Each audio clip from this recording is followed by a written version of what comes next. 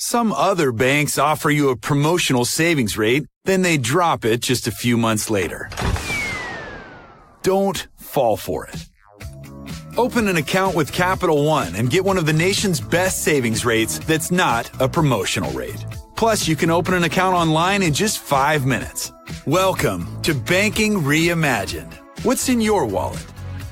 For consumers only. Offered by Capital One N.A. member FDIC. Copyright 2017 Capital One. This is the place where NFL legends live on and share their stories. This is the place for our Spotlight on the Positive segment, sharing what's good in the world of sports. This is also the place for the NFL Alumni Association and the Gridiron Greats. This place I speak of, Thursday Night Tailgate. Let's say hello to your hosts, Chris Mascaro and Bob Lazari. Guys, take it away.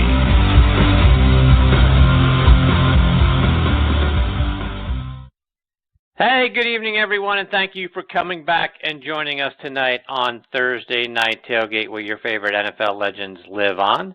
Chris Mascaro and hopefully Bob Lazari here to help put a smile on your face and share some great NFL stories and insights with you over the next couple of hours. Tonight we've got 5 really wonderful guests that are going to join Bob and I. And first up, we're going to get a return visit from former Alabama and Dallas Cowboys running back Sherman Williams. This is going to be Sherman's 4th visit with us. When you look at Alabama and the great success that they've had, he won a national championship with them back in 1992 as a part of the Cowboys Super Bowl 30 championship as well. So a lot to get into with Sherman. He's got a new book coming out. We'll talk about that. So he'll be along with us here in about 15 minutes from now. At the bottom of the hour, we're going to be joined, as always, by former Patriots Pro Bowl running back Tony Collins. We'll get Tony's thoughts on some of the proposed new rules changes and the comments from Gronk this week that we heard that he considered retirement as early as last year in training camp. Kind of, leads to the thought that, maybe the comments by Lane Johnson that he made regarding that the Patriots players don't have any fun. Well, you know what? It might not be all that far-fetched after all. We'll talk to Tony about that when he joins us at the bottom of the half hour. About 45 minutes from now, we'll get a return visit from a guy who's been joining us periodically since the very beginning of the show, all the way back on episode 8 in 2011, and that is former Falcons wide receiver Brian Finneran. So looking forward to catching up with Brian a little bit later on in the hour. We'll kick off hour number 2 with a return visit from former Steelers tackle Craig Wolfley. And Craig is another guy that we've enjoyed getting to know over about the last 6 months. He has been fantastic. We'll get his thoughts on what's going on with the Steelers and, is Le'Veon Bell assigning him with all the distractions that he had and the amount of money he's going to want. Is he going to be worth the signing? Plus taking a look at guys like, Martavis Bryant. He's had some issues. He was a bit of a distraction. Do they keep him? Do they trade him? Rumors about that. And then what do you do about the defense, right? We saw how shredded the Steelers defense got in the game against the Jags, and we know that, Ryan Shazier, and he's certainly making progress, and God bless him, but we know he's not going to be playing next season if he ever plays again. But we'll get Craig's thoughts on what's going on with the Steelers. And then we'll round out tonight's show with a return visit from former Colts defensive back Doug Nettles. Doug is a guy who played with the Colts back in the mid-'70s. He had the unfortunate luck, right, in that era of having to face the Steelers and the Raiders teams of the mid-'70s and trying to get over that hump. The Dolphins also dominant in the parts of the 70s as well. So the Colts had some great teams. There's no doubt. Burt Jones, Lydell Mitchell, those guys, Roger Carr, they had a tough time getting past those other teams. So we'll take a look at how he felt about that and what it was like to play in that era. And of Doug's 5 career interceptions, folks, 4 of them came off of Richard Todd, Steve Grogan, Brian Sipe, and Terry Bradshaw.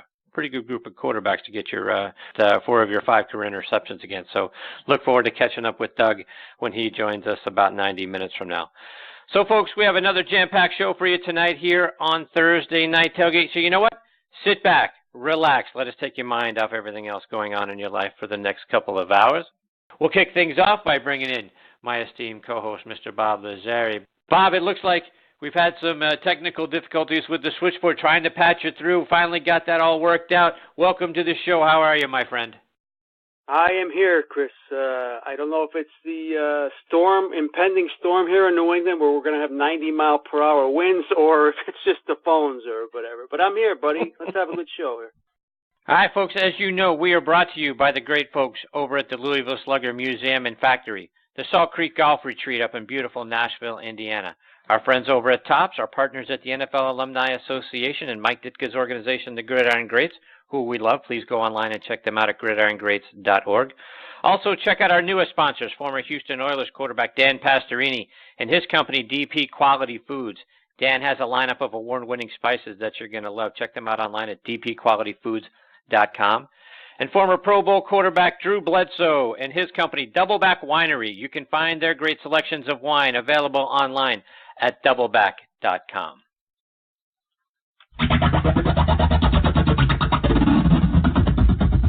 It's time for another edition of Bob's Take. So, Bob, tell us, what's on your mind tonight?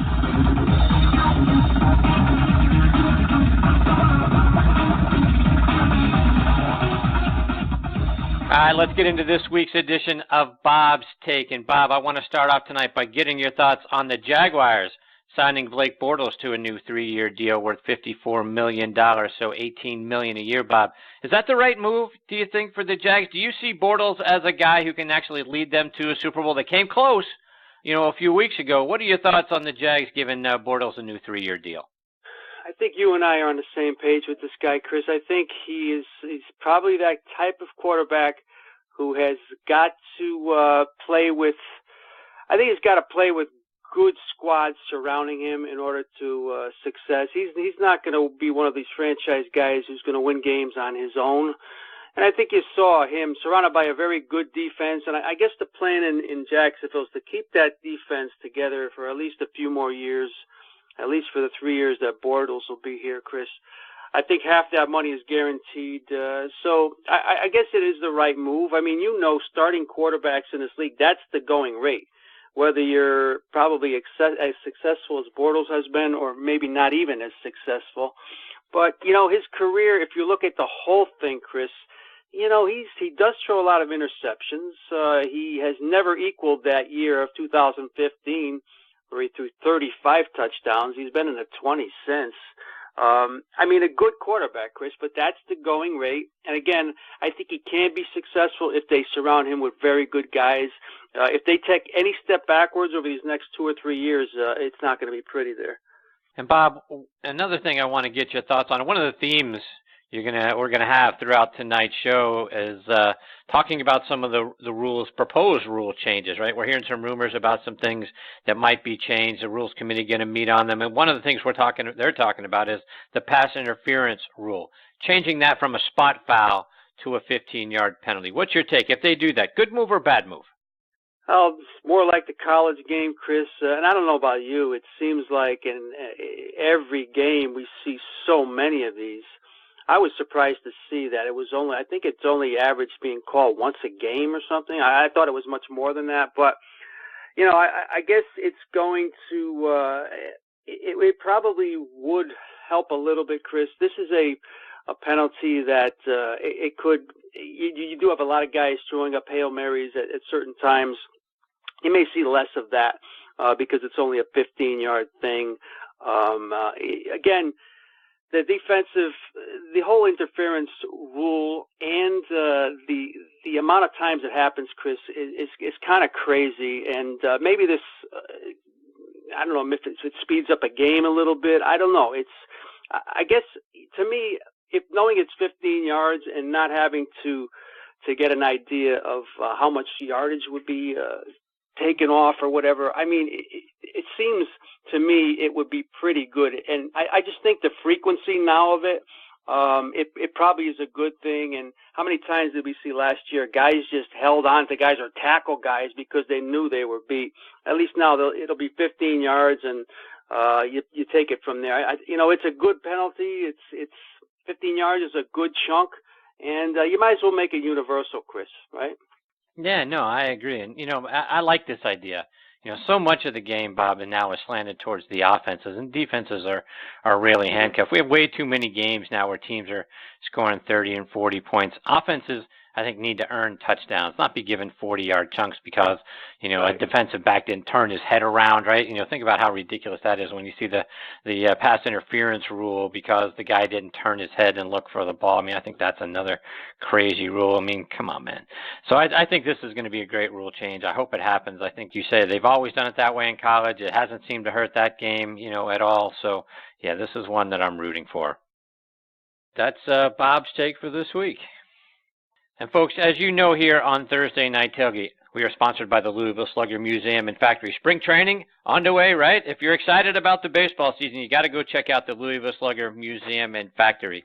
They were inducted into the TripAdvisor Certificate of Excellence Hall of Fame. The museum is a very cool experience for everybody in your family because you get to go in there and walk their live production line and see the bats being made right there in front of you. 1.8 million bats that they make every year, and they've been doing it for 132 years. Don't miss the Bat Vault. You hear me talk about that every week here on the show because you get to go in there and hold game-used bats from some of the game's greatest legends of all time. The Babe Ruth, the Lou Gehrig's, Hank Aaron, Ted Williams, my hero growing up, Willie Stargell. To find out more information about the museum and to book your visit, go online to sluggermuseum.com. We're also proud to be sponsored by our good friend and TNT Hall of Famer Randy Minier and the great folks up at the Salt Creek Golf Retreat up in Nashville, Indiana, which, by the way, was voted one of the top 20 small towns in the country by Smithsonian Magazine, as well as our new sponsor, former Houston Oilers quarterback Dan Pastorini and DP Quality Foods. Let's hear about both of them from our announcer, Joe LaGenusa.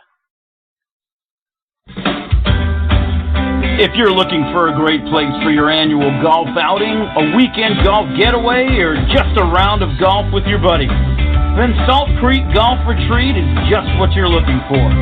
Centrally located in Nashville, Indiana, just south of Indianapolis and west of Cincinnati. This challenging but fair 18-hole golf course appeals to all skill levels, and its scenic views of rolling hills and tree-lined fairways are sure to make golfing memories for years to come. Owned and operated by former Purdue and New York Giant fullback Randy Minier, Salt Creek Golf Retreat offers stay-and-play packages that include golf and a fully furnished 1- or 2-bedroom condo. After your round, be sure to stop by the 19th Hole Sports Bar and Restaurant for great food, fun, and drinks.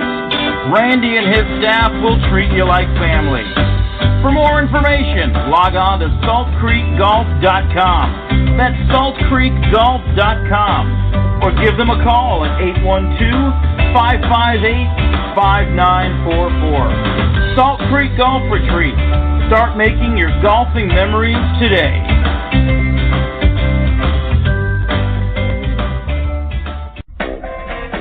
Most folks are familiar with Dan Pastorini's accomplishments on the football field or in race cars. But what most don't know? Dan's family background in the restaurant business. For 37 years, Dan's parents, Dante and Dorothy, owned and operated Pastorini's Longhorn Restaurant. So the Pastorini family has a long history of making great tasting food from family recipes. Dan and his partners want to bring some of that to you with their Texas-style rub, Texas-style hickory rub, and their garlic and herb seasoning. First introduced back in 2011, Dan's Texas-style rub immediately began winning awards, taking home the first-place trophy for best ribs at the Pasadena Livestock Show and Barbecue Cook-Off. They did it again at the 2012 Texas Ranger Wounded Warrior Cook-Off, and the awards just keep on coming. Check out Dan's line of spices online at dpqualityfoods.com. That's dpqualityfoods.com. And take what you put on the grill to a whole new level.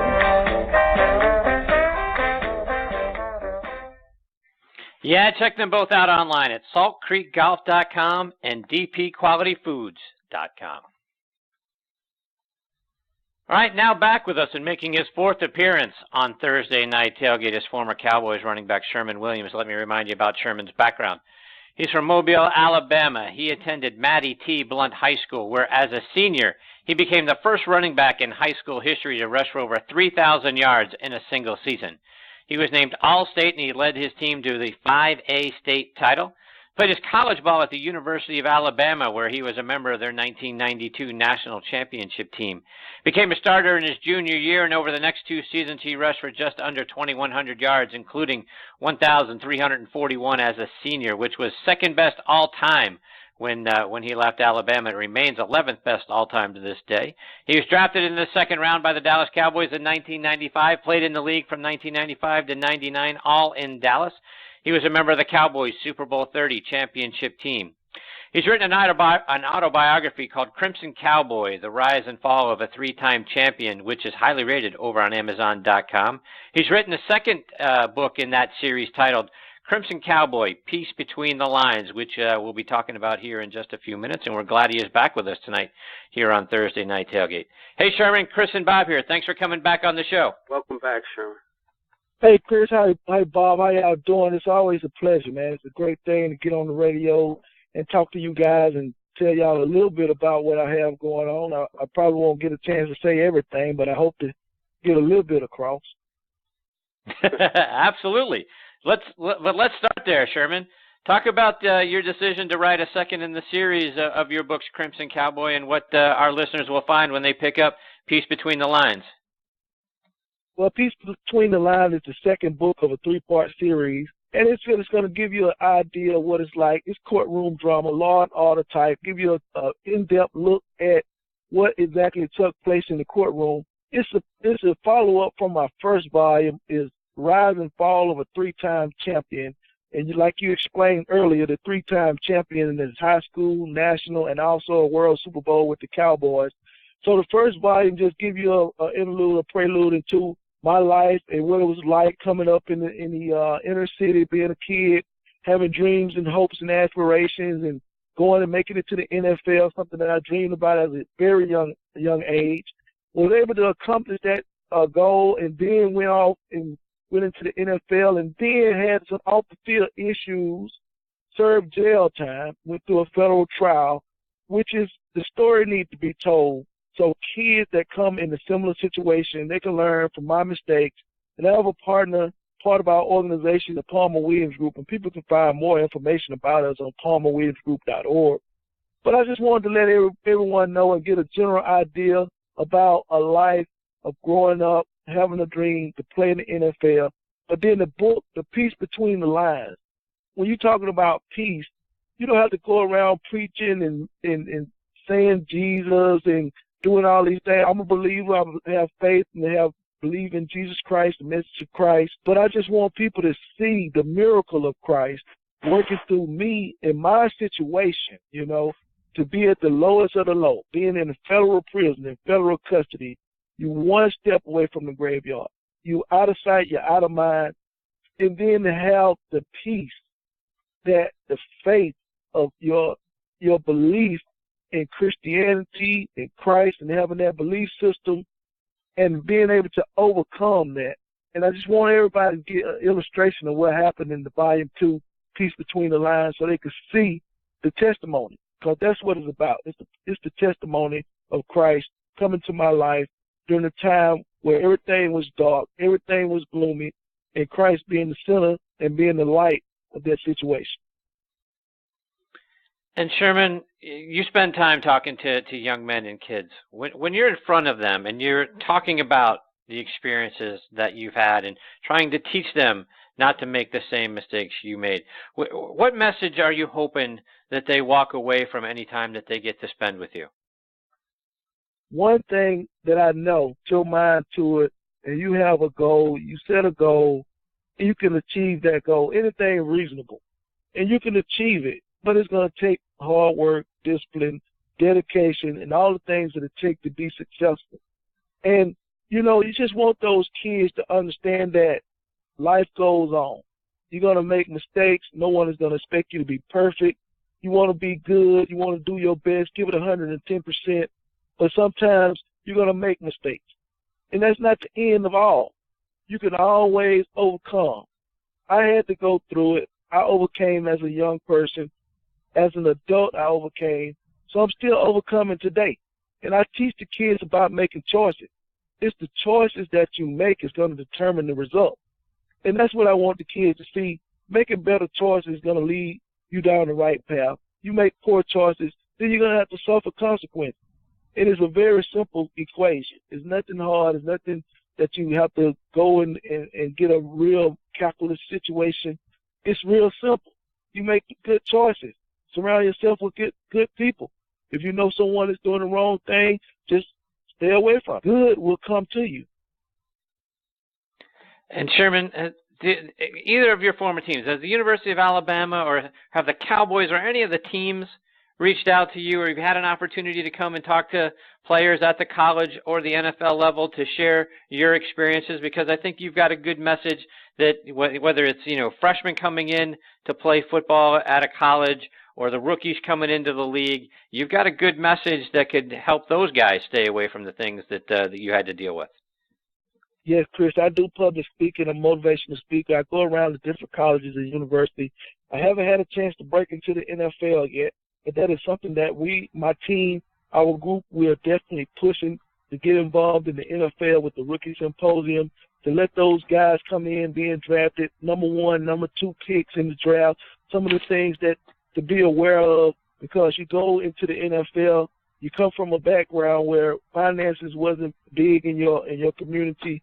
Now you're blessed with so much wealth that sometimes it could be overwhelming. And some of those guys may get in a situation where they can't understand why they're going through what they're going through. And me, myself, and my partner, Mr. David Palmer, we could probably shed some light on what's going on or what they're going through, because we've been there. We've been on the national stage with the national championship and also been on the world stage being in the NFL. So we understand the ups and downs, the pressures to perform, the community activity, the people, the circumstances surrounding being a high-profile athlete. So we could tell them some things to be aware of, and probably could help some of them. We can't save them all, Chris, but we can help someone. We know we can help somebody with our inspiration and with our testimony. Bob, questions for Sherman?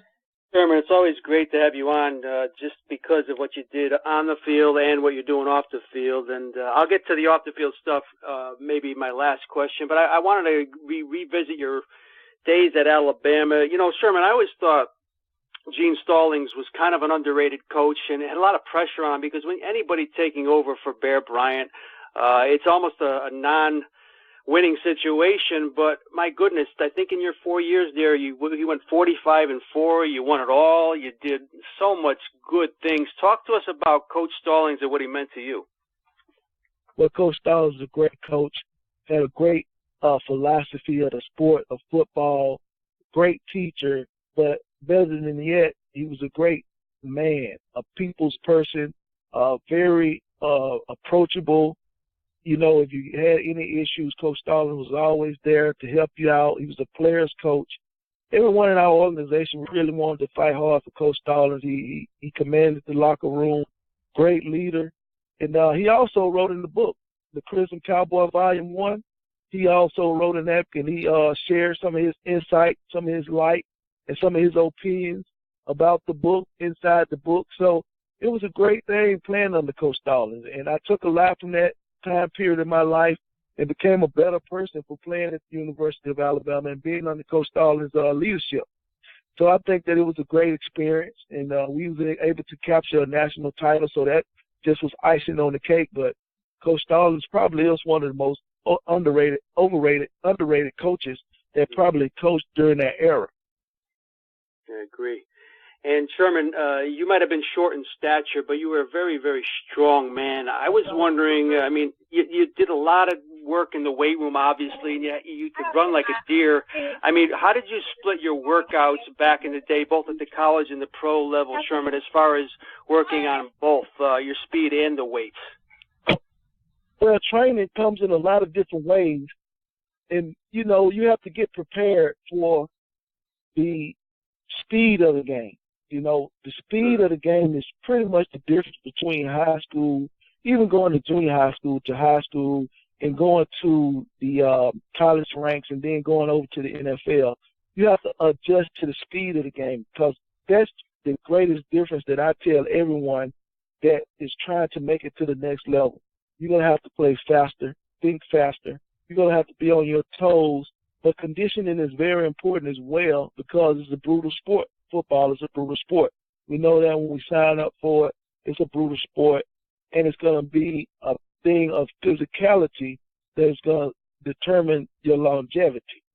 So being able to overcome injuries and pain and that type of thing is very important, but you got to have the speed of recovery, the speed to outrun, the speed to compete. So speed was a great focus for myself personally, going from level to level, just trying to build that speed.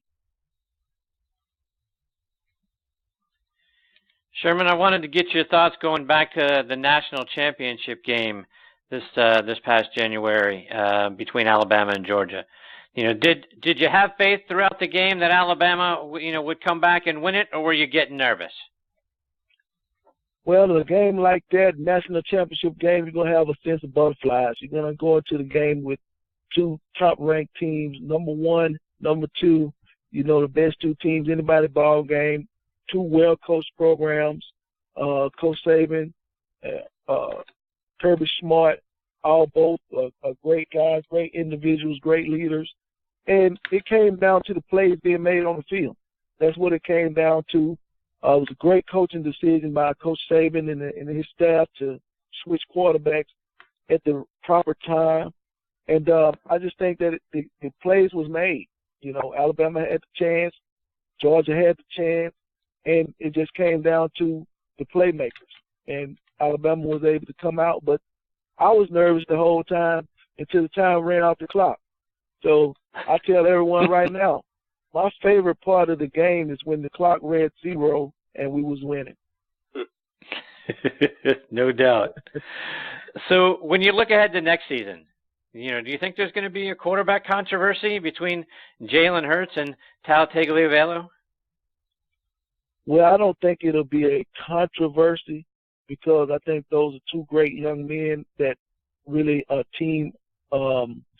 They really team before their personal interests, and that's what's going to be the difference. I don't think it'll be a controversy. I think that if Jalen gets to start, I think Tua Tagovailoa will support him, and I think that if Tua Tagovailoa get to be the starter, I think that Jalen would support him. I don't think see that it'll be a controversial situation, but I hope that we have a successful season and both guys come out without injury and, may the best man win. And that's just the competition of sports, and that's just what it is.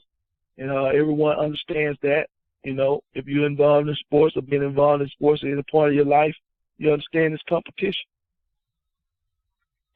And Sherman, you were a part of a national championship team. We've talked about that, in your intro and a little bit throughout this conversation. But you brought a national championship back to Tuscaloosa in 1992, the first one that Alabama had since 1979. What was it like bringing back a national championship and winning that and coming back on campus? Well, you had a historically football program that's traditionally known for winning. What Coach Bryant brought into the organization, the championship tradition. We wanted to pick that up. I'm born and raised in Alabama. I'm an Alabama Southern country boy.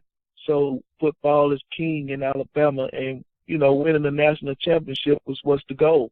We went out and recruited and got the players and Coach Stallings and the staff. And, we had a great staff at Alabama. There's some good coaches. That's part of the Clemson coaching staff right now. We also had a teammate of mine was Dabo Sweeney, who's also at the head coach at Clemson right now. So we had a great group. We had a great cast. We had great players. This is just a good situation to be in. Bob, one more for Sherman before we let him go.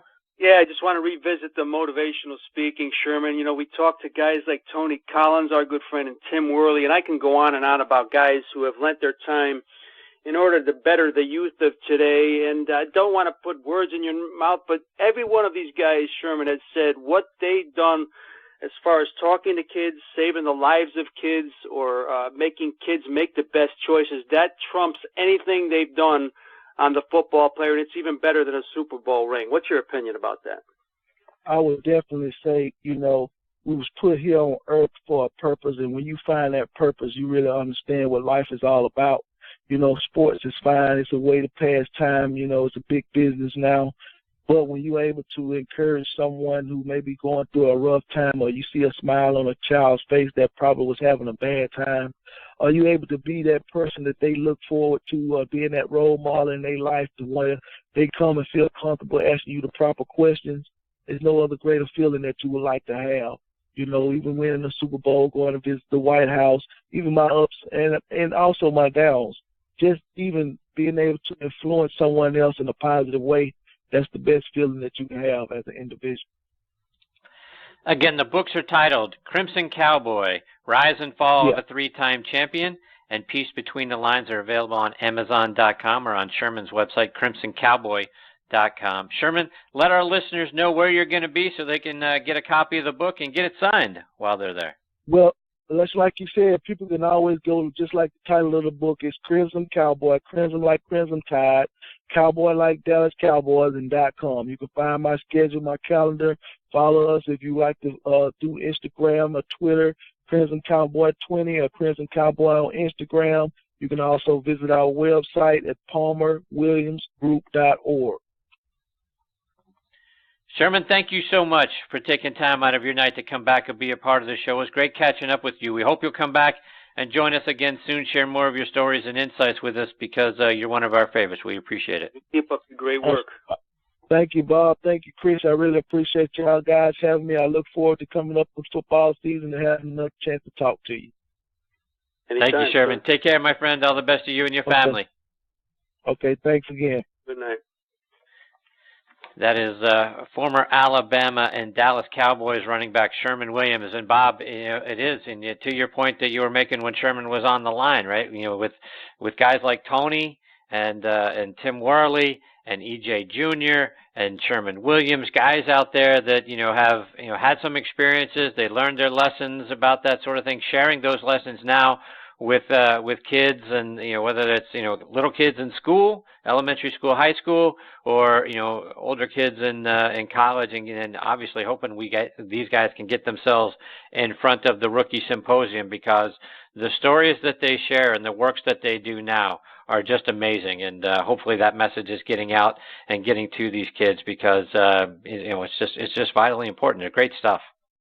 Yeah, they're heroes to me, Chris. I mean, guys like Tony and Sherman and Tim, they won't want to be known as heroes because of their past indiscretions, but what they're doing right now is heroic in nature, and what they continue to do is, again, it'll trump anything they've ever done on a football field, and every guy says the same thing. It's great. All right, we've got our next guest, Tony Collins, hanging on the line. We're going to get to Tony after this quick station break. You're listening to Thursday Night Tailgate with Chris Mascaro and Bob Lazari, where NFL legends live on. Back to you, boys. It's him. He's alive. And now back with us here on Thursday Night Tailgate is former Patriots Pro Bowl running back Tony Collins. Good evening, Tony. Hi, Tony. How you doing, Chris and Bob? I'm doing fantastic. I'm ready for football to start back up again. Indeed, aren't we all? And, Tony, we've got the combine going on. Bob and I talked about this a little bit at the top of the show, right? You got the combine going on now, and teams place such high value on what they see, essentially guys doing different skills challenges, whether it's, the 40-yard dash, or how many bench presses they can do, or what the high jump is, or the broad jump, and all of that sort of thing. Is there value in that? What is the value? If you're a scout, or you're a coach or a GM, and you're looking at guys do these sorts of things, what value does that do for you versus what you've seen on game films? I mean, it just gives you an idea. It's like I'd say like a job interview for the guys. And the value is pretty special, because it's a lot of pressure when you go to the combine, because you got your position, you got different guys running the different times. You want to have the best time in everything that you do. You work hard to get to the combine, and you're probably a month to 2 months out, man. You're working hard and doing what you're supposed to do to get to that combine. I think the value is really special, because the scouts get to see the kids under pressure. They get to see what kind of talent they have, what kind of lateral movement they have, and of course at the quarterback position, it's probably one of the toughest things because to evaluate. You can see how strong somebody's arm is, but you just can't tell what that quarterback's going to do when he's got a 300-pound defensive tackle coming at him. That's a whole different story. But I think it's great. It's huge for a lot of the guys. I think it's huge for a lot of the scouts. That's why you see all the scouts and all the teams there, because they want to see the times. They want to see the agility of these players and what they have. And of course, get to talk to the players and see where their head's at, and they take their little tests and different things like that, their mind tests, and I think it's a great thing that they do. And Tony, we're hearing some positive things about the upcoming league meetings, where they'll get the rules committee together, and hopefully they're going to revisit this whole catch rule. In your mind, what should constitute a catch? Man, well, if you catch the ball and you make a football move, and what's considered a football move? I mean, you catch the ball and you make a football move. So what's considered a football move? Taking one step or taking two steps? I say if you take one step, or even if you lunge for the end zone, that's a football move to me. The catch that your Steeler guy got taken away with, to me, that's a catch. Des Bryant, it's a catch. A lot of those guys, those are catches that, a lot of the New England fans were kind of upset with the Philadelphia catch, but to me, that was a catch. I mean, the guy caught the ball and I thought he took almost two steps in the end zone. So I think they're going to get it right. Bob, questions for Tony? Hey, Tony, the news up here in New England all week was it seems like Gronkowski is looking forward to at least one more year. There was talk that he might retire. We remember the brutal concussion in the postseason. And, Tony, as you know, he's one of those guys that's always going to take a beating. As big as he is, he's always over the middle. He's always going for extra yardage. He's always a target of opposing defenses. Just wanted to get your opinion, Tony, when he said he might come back for another one. What's going through his mind, and will he ever be healthy again? Well, Gronk is a special guy, man. I'm hoping that he comes back as a fan just to see him play. I think he still has a lot more catches out there, but as a guy that's been there and knows what he's going to go through with all the concussions that he's had and all the different injuries that he's had, the back thing too, it's tough, man. It's gonna wear and tear on his body a little bit, but I'm sure if you ask Gronk right now if he wants to play another year, another 3 years, in his mind he says yes, but his body may be saying no. But this game is a brutal game, man. There's no way that you can get around that. If you play this game, you're gonna take some hits. You're gonna get a couple bones broken. You're gonna get some backaches. You're gonna get some knee replacements. You're gonna get a lot of things that's gonna wear and tear of your body. But I think Gronk will play next year, and I'm looking at it as, for me, if I was him, if Brady's coming back, I'm gonna play. That's how I would look. And Tony, more on the beatings that these guys take. It's almost a question of luck now if these guys can stay actually halfway healthy throughout an NFL season, because you were a weightlifter, Tony, and what do you do to try to minimize the injuries? You can lift the weight room and you could run and you could try not to get hit. I mean, what's the best thing for these guys to try to avoid injury? I don't guess think there's no answer. No. Of course you want to stay in the weight room. Now, this is one thing I do believe. The guys that work out in the weight room and really put the work in, those are the guys that will last longer. No question about it. I know that for a fact. The guys that go half in the weight room, those are the guys that are not going to last as long. So, it's just like you said, man. It's you can be in practice and mess up your ACL just running and making a quick stop.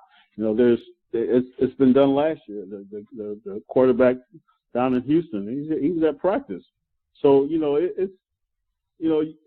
how can you avoid it? The only way that you can avoid injuries like that is, like I said, you work hard in the weight room. You try to do your best. Put that work in the weight room during the off season to build your body up to a machine. And that's one of the things that I was taught at an early age, is that your body is your business. How well you get your body for this league or for this game is how well you're going to be able to last the longest. So it's a tough situation for the guys, man. But like I said, and you ask any NFL player, would they do it all over again? If they knew they want to have concussions and CTE or back surgery, or maybe even an opportunity to get knocked out in a game, or paralyzed. Because we love the game, we're gonna say, man, I think I would do it again. And like I said, with me, I mean, I would do it again. If even if they told me, Tony, you might, get CTE, or you might have back problems, or you might have, you're gonna have to get your knees replaced. Do you sure you want to do this? And I would say, yeah, I want to do it because I love the game, man. Can't stop living. Yeah. Tony, before we let you go, do what you always do. Tell us about the great things you're doing for kids and helping them get off to college. TonyCollinsFoundation.org. We're on our 10-year anniversary this year. Really, really excited about that, man. And, you should go to the website, TonyCollinsFoundation.org. Make any type of donation, because we're just, it's just not about helping kids get to college. We want to help kids in their lives, man. We want to help kids, understand how important it is to be a good citizen, to treat women, for the men to treat women the way they're supposed to treat women, and be a good father and a good mother, and just a good person all around, man. That's what we're trying to relate to these kids, and how important it is to give back. And that's one of the things that our theme this year is giving back. We want to let the kids know it's bigger than they are, and they have a purpose. It could be, they might not make it to the NFL, they might not be a president of the United States, but you still have a purpose in your life to do something to help someone, and that, you just never know when your purpose is going to kick in, when you can just help a friend or help a stranger even, and that's what we want to relate to our youth today. Fantastic stuff, Tony. It's God bless you for all the great things that you're doing. Tony, take care. We'll catch up with you again next week. In between now and then, all the best to you and your family, my friend. Great week, Tony. You guys have a great one. God bless. Good night. See you, Tony. That is former Patriots Pro Bowl running back Tony Collins. We've got our next guest, Brian Finneran, hanging on the line. We're going to get to Brian on the other side of these words about Doubleback Winery. Former NFL quarterback Drew Bledsoe, owning a winery has been a long-time aspiration that would allow him to combine his passion for fine wines and love of his hometown, the Walla Walla Valley. Drew returned in 2007 to plant his original estate vineyard, McQueen, on the southern end of the Walla Walla Valley. The following year, Drew launched Doubleback, an estate-focused winery with the goal to produce world-class Cabernet Sauvignon. Since the very first release, the 2007 Cabernet Sauvignon, Doubleback has received numerous accolades, including a spot on the Wine Spectre's Top 100 list. Drew's vision, brought to life by winemaker Josh McDaniels, remains to be a premium wine experience, completely focused on quality.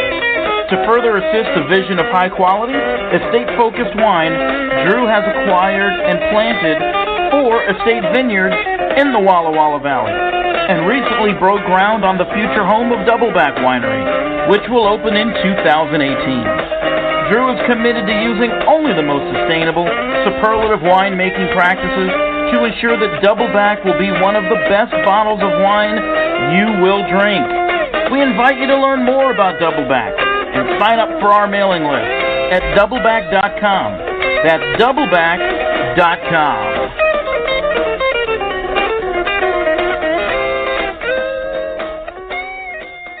Hear your favorite NFL legends sharing their stories and insights every week right here on Thursday Night Tailgate with Chris Mascaro and Bob Lazari. Take it away, guys. The door is locked. There's no way out. And now back with us and making his fifth appearance with us on Thursday Night Tailgate is Brian Finneran. Let me give you some background on Brian. Played his college ball at Villanova, where during his senior season he earned All-American honors and won the Walter Payton Award given to the nation's top FCS Division I AA player. That season, he caught 96 passes for just under 1,400 yards and 19 touchdowns. In 2014, he was inducted into the Villanova Sports Hall of Fame. He was an undrafted free agent signed by the Seattle Seahawks in 1999, and he played in the NFL from 99 to 2010 with the Eagles and the Falcons. He played over in NFL Europe for the Barcelona Dragons and was named All-NFL Europe. Over the course of his NFL career, he had 238 receptions for just under 3,100 yards and 19 touchdowns. Brian was a guest with us all the way back on episode number 8 in November of 2011. Here we are on episode number 325. We can't thank him enough for all the great time that he has given to us, and we're excited he is back with us tonight here on Thursday Night Tailgate. Hey, Brian, Chris, and Bob, thanks for coming back on the show. Welcome back. My pleasure. I didn't realize it'd been 5 times, and I sure as heck didn't realize that was the 8th episode that first time. That's great. Congratulations to you guys on your success and continued success as well. We appreciate that very much, Brian. So, Brian, I want to start our time with you tonight by talking actually a little basketball and about your alma mater, Villanova, currently ranked in the top 5 in both polls. Anything short of a Final Four at this point? Does it make it a disappointing season? What do you think? You know what? I would tend to agree with that. It's a really good, well-coached basketball team. They have a little bit of everything Villanova does. And when you think about where they've been and things they've learned throughout the course of the last 4 or 5 years, winning the title a couple of years ago, it's a veteran-laden team, and Jalen Brunson running the point guard position, some young talent in Amari Spellman and some other guys that just chip in. It is such a fun brand of basketball to watch when you watch Villanova hoops. So, yeah, I think so. When you're a number 1 seed, lofty expectations, and I think they'll get an A1 seed. Maybe it's the 3rd or 4th 1 seed, but they're a special basketball team, and the way Jay Wright coaches that squad is really fun to watch. So I think it's hard to put that level of expectation on a basketball team, especially when anything can happen in one game. But, yeah, they're good enough to get to the Final Four, so they should be there. And, Brian, like I mentioned in your intro, you won the Walter Payton Award in 1997, which is sort of in the FCS division, the 1AA version of the Heisman Trophy. Talk about what it's like, to have your name now, right, engraved in that trophy. Yeah, it's pretty special. That was a crazy year. My junior year, going into that season, I tore my lateral collateral ligament in my left knee in the last game against JMU on a reverse of all things, and I wasn't the fleetest of foot, and I didn't run many reverses in my career at Villanova, but I did on that play. Got a first down about 15 yards, and a guy fell right in the front of my knee, hyperextended it, and tore my LCL. I didn't know if I was going to play again, let alone have the season I had my senior year that you mentioned earlier with 96 catches and 19 touchdowns. We had a really good squad, but it's nice to be in that group of people, and I think Villanova is the only school to put out 3 Walter Payton Award winners. Brian Westbrook did it a few years after I did it, longtime Philadelphia Eagle.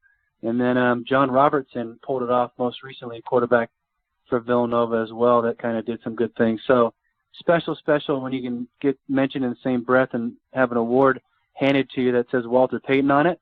So I was blown away. It was a special event up in New York City when they presented us the award, and I was lucky enough to have a bunch of my teammates, my family members, my wife. I was married at the time, and it was as good as it gets, and I'll always cherish it, and it sits in my office today.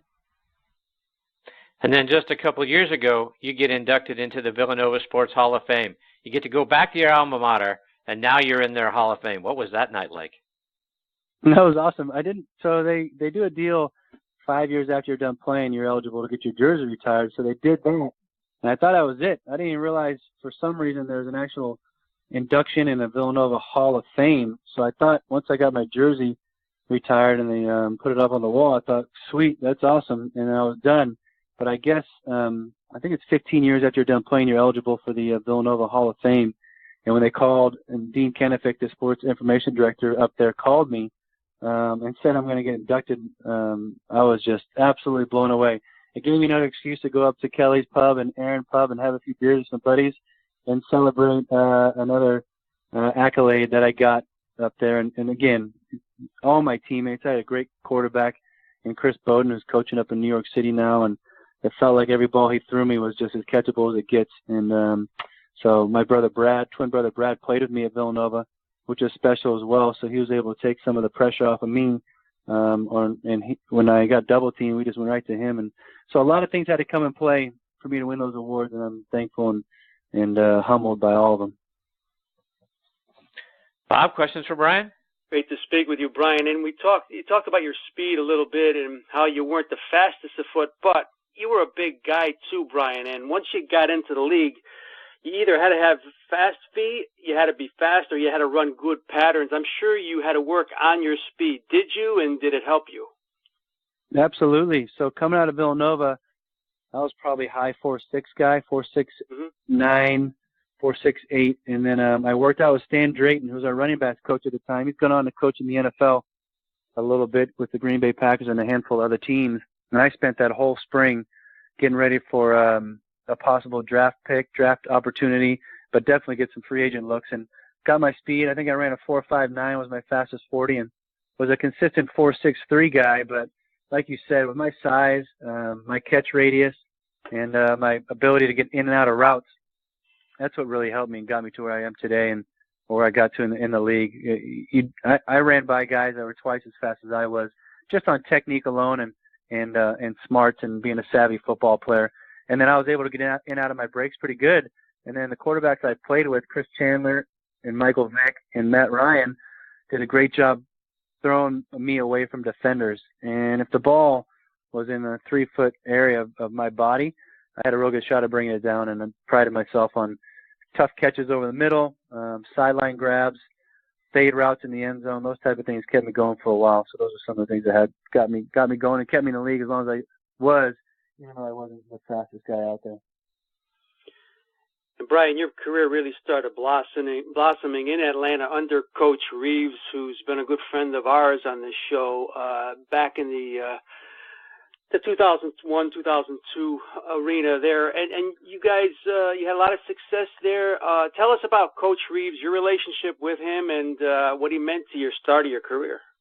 Oh, it's humongous. Coach Reeves, old school football player, Ice Bowl up in Green Bay when he was playing with the Cowboys, and I feel like he respected the way I played the game because it was probably a little bit like he played, hard-nosed. I love playing special teams. Here's my thing about football, and it's not a very fun sport to practice and be around a lot. Double days were brutal. Helmets hurt your head. Start practice, and by the time you're done, you need some Advil. But playing in games, there's nothing better for me. I wanted to be on the football field all the time, and playing special teams for the first time in the NFL gave me an opportunity to do that. But it took me a long time to learn how to do it, and he had patience with me learning how to do it. Joe D. Camillus was our special teams coach up here at the time. I think he's in Jacksonville now. But he really kind of brought me along with John Harbaugh, who was my special teams coach in Philadelphia in my first year in the league. So a lot of different things take place for you to get to where you're at, and I was able to do that. But I love playing ball, and Dan Reeves trusted me. So my second full year really playing a lot of football with Chris Chandler, I think I had 23 catches, 3 touchdowns, and I averaged 21.3 yards per catch.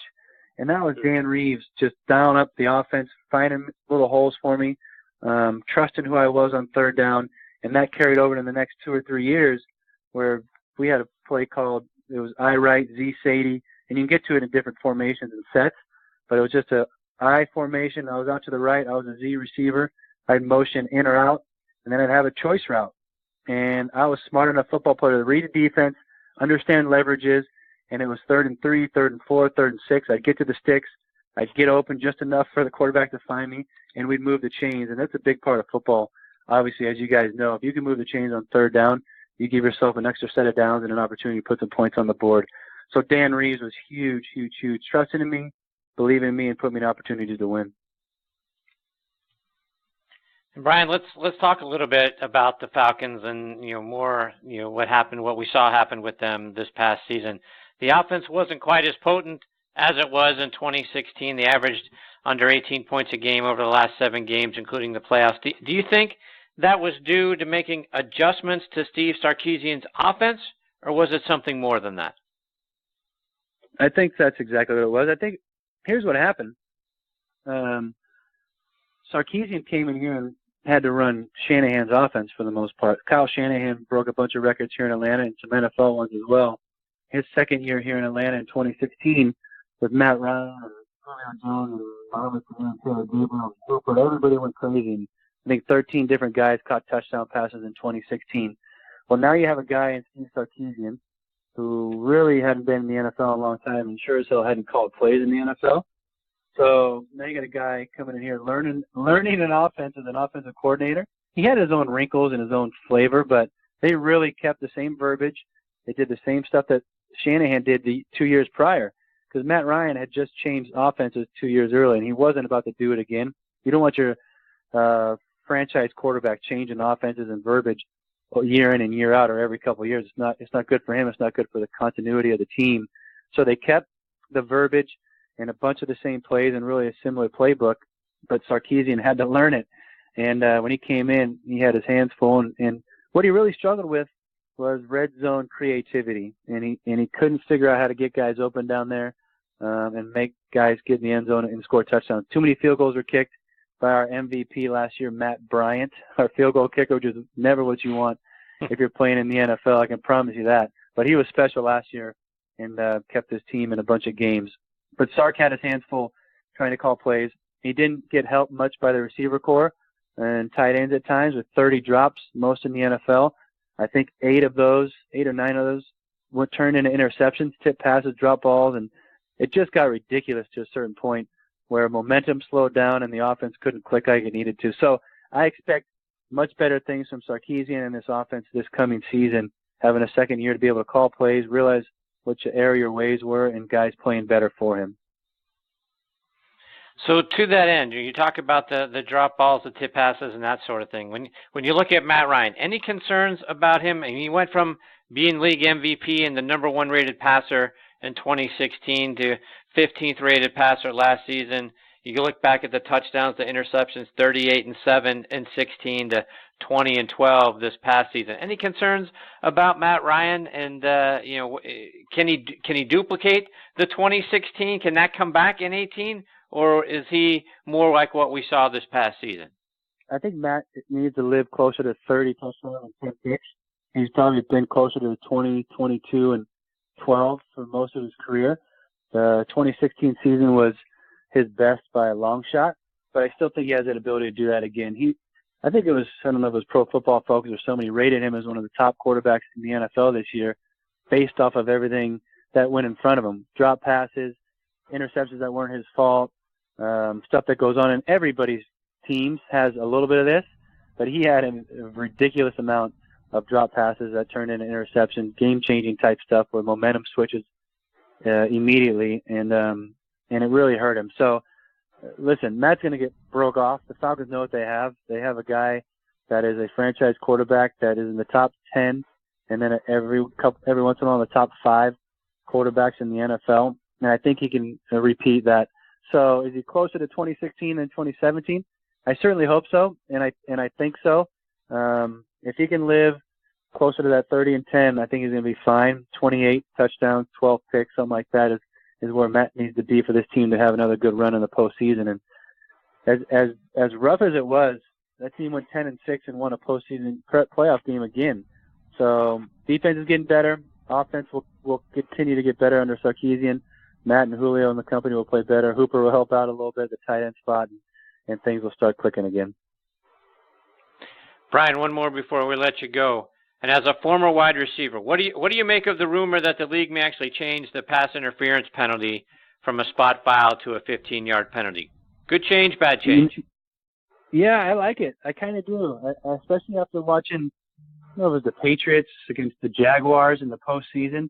When you see that stuff happen and you look at it, and they just took deep shots to Brandon Cooks and hope for a catch, an incomplete pass, or a pass interference.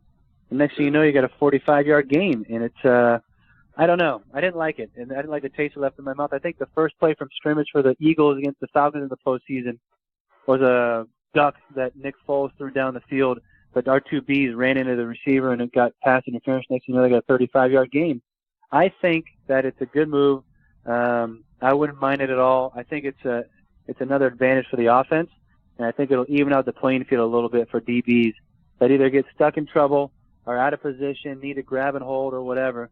That's the toughest job in the world, playing defensive back against some of these beasts that are out there playing receiver with the speed and the turn-in and everything else. So I like it. I think I'm for it, and it'll be interesting to see if they end up passing it with the competition committee this year. Brian, before we let you go, remind our listeners, how can they stay up to date with all the things you're doing? How can they hear you on the radio? And then how can they follow you on social media as well? Well, thank you very much. It's 680thefan.com. You can download our app if you're out of Atlanta and listen every day. They just moved our show. I think it was a promotion, although when I wake up at 4 in the morning, it doesn't feel like one. They moved our show from 9 to noon to the morning drive. So now I'm on 6 to 9 in the morning every day, Monday through Friday, down here in Atlanta on 680 The Fan. You guys can follow me on Twitter and Instagram at bfin86. And we just try to stay involved around here in the Falcon community and do a bunch of charitable stuff with them and golf tournaments. And my wife and I have been giving back to the Atlanta area for a long time. So we'll continue to do that and be a part of the that charitable movement and continue to raise my 4 kids here in Atlanta and enjoy life at its finest. Good for you, Brian. Thank you so much for coming back and being a part of the show again tonight, and for all all the times you've been on the show over the last 6.5 years. We really appreciate you, Brian. We hope you come back and do it again soon. In between now and then, all the best to you and your family. Thanks a lot. Thanks. Hey, thanks a lot, Bob and Chris. I appreciate you guys having me again. Always enjoy it. Take care. All right, take care, Brian. That is former Falcons wide receiver Brian Finneran. We've got our next guest, Craig Wolfley, hanging on the line. Right before we get to Craig, I want to give a shout-out to our good friends over at the Gridiron Greats organization. Folks, please help support a wonderful cause that's taking care of the guys who left so much of themselves out on the field. Remember, folks, these are the guys that played way back when they still had to get off-season jobs to support themselves and their families. It's organizations like this one that was started by Mike Dick, again, the Gridiron Greats, who are there trying to help the guys we all grew up watching and reading about. Please go online to gridirongreats.org to see what you can do and how you can get involved. All right, now back with us here on Thursday Night Tailgate is former Steelers tackle Craig Wolfley. Let me give you some background on Craig. He is from Buffalo, New York, played his college ball at Syracuse, where he was a 4-year letterman and helped them to a victory in the 1979 Independence Bowl, Syracuse's first bowl victory in nearly 20 years. In 1999, he was named to the Syracuse University football all-century team. He was a 5th-round draft pick by my Pittsburgh Steelers and back in 1980 and played in the league from 80 to 1991 for the Steelers and the Vikings. Craig was voted to the Steelers All-Century team as well, so 2 All-Century teams for Craig. Away from football, Craig has competed in weightlifting, boxing, sumo wrestling, and martial arts. In 1981, he finished 5th in the World's Strongest Man competition. In 1985, he placed 2nd in the first professional sumo wrestling tournament held in North America, and he also holds a black belt in jiu-jitsu.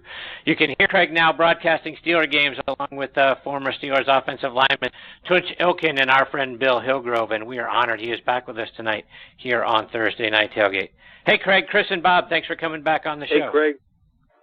Hey, fellas, how you doing?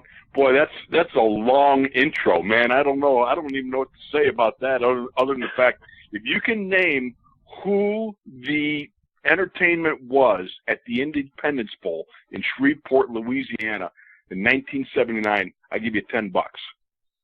Wow, that's a tough one. Bob, you got a guess? 79 and at the Independence Bowl. Wow. I couldn't even guess, Craig. Let me throw a name out there. San Diego Chicken. The San Diego Chicken. How long ago was that? Diego Chicken. Wow, good for you guys. Oh, man. Oh, my heavens, yes. Yes, that was a long time ago, brother.